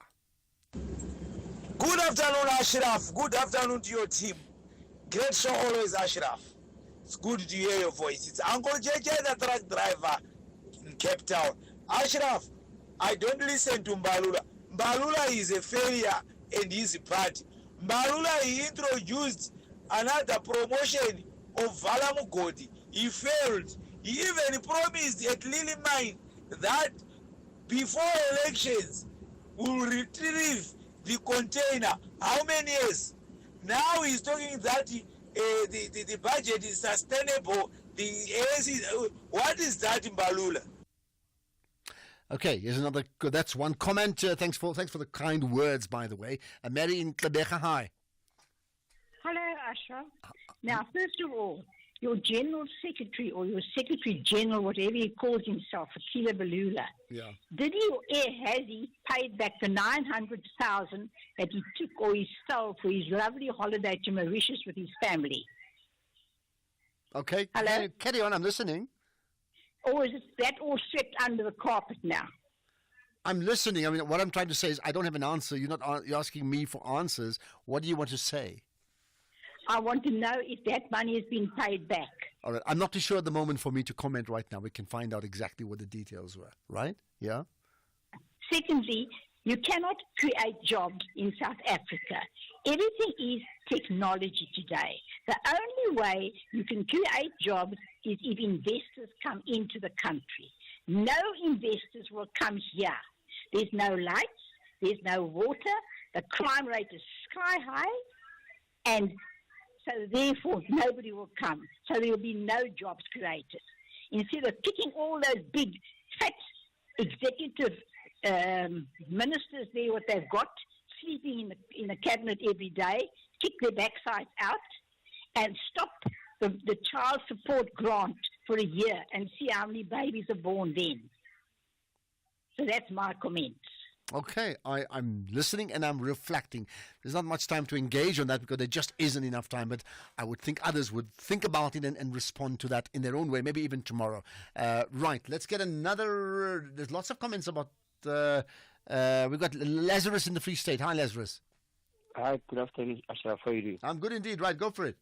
Yeah, just a quick one. Ashraf, I was just concerned yesterday about this 28 million of people that are dependent on the grant, especially the grant recipient. Yeah. Now, very interesting. Half the country is effectively. Half of the country, exactly, because almost 60 million or 65 or somewhere there.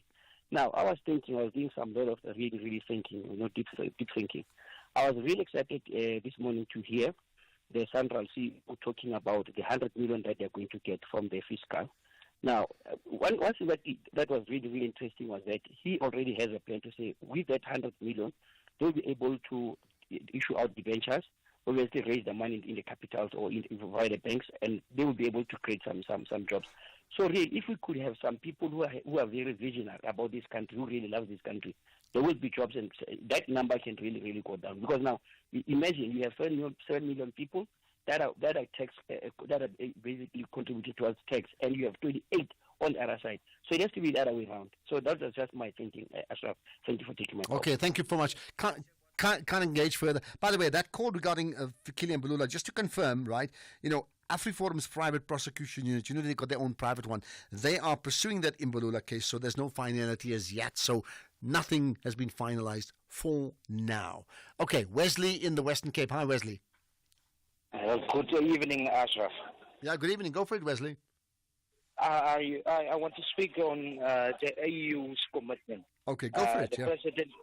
The president just said that they want to reconfirm the commitment to the AU. The thing that worries me, Ashraf, is that the fact that they find themselves at this moment with the president and the balls with USA. Currently, that's the position they find themselves now in. Is this the start of where they're going to reaffirm their commitment to the UA or to China? Is going to lead to the same position where they're going to find themselves a few years down the line, that they are at a place where they can sit and say, hey, we have made a huge mistake here. Why didn't we engage with the US and try to minimize our risk? But in fact, we are engaging with the US. They may be not engaging with us. I mean, I'm going to move on because time is against us. But I mean, that's really the story, right? Okay, maybe time for 2 quick WhatsApps before we end the show. Ashraf, good afternoon, man. Floris here from the Western Cape. I knew that either the DA or the ANC was going to call a press conference and then play the blame game or the victim. And that's exactly what the ANC is doing. Should it not have been for this GNU, they would have pushed through with this 2% VAT increase. Now all of a sudden, they are pro-poor. That's all I have to say. Have a good job. Bye-bye. Thank you. Right, here's another. Hello, Ashraf. It's James here from Bern and KZN. I agree 100% with Warren. I think it's not acceptable for him to say what he said. It's just a personal attack on the DA, and one can take it from whence it comes. Okay, and here's the last one I can play. Hello, Ashraf. This is Lelo in Rustenburg. You know the saying, fool me once, shame on You fool me twice, shame on me. The ANC has lied to us many, many times. Why should we believe them this time? I say, DA, you're right. Sharp, sharp. Okay, I'll end with this. There's not much time. I think Fikile Mbalula's comments, particularly around the DA, I think is uncalled for, in my opinion. And I do think it's unacceptable. And I think I'd love to get, maybe tomorrow a communications expert to say, is that the way a person in that position talks about a party who effectively they're colleagues, they're partners. I'm not even discussing the merits of the case. I'm just talking about the pot shots taken in a public forum. I mean, I wouldn't do it. I wonder why other parties think it's okay to do so. Let's get to the news now. That's the show. It's 6 o'clock. Here's Greg Rose.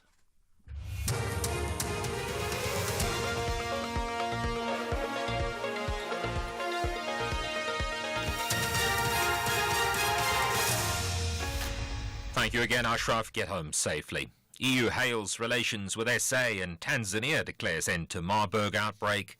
Good evening.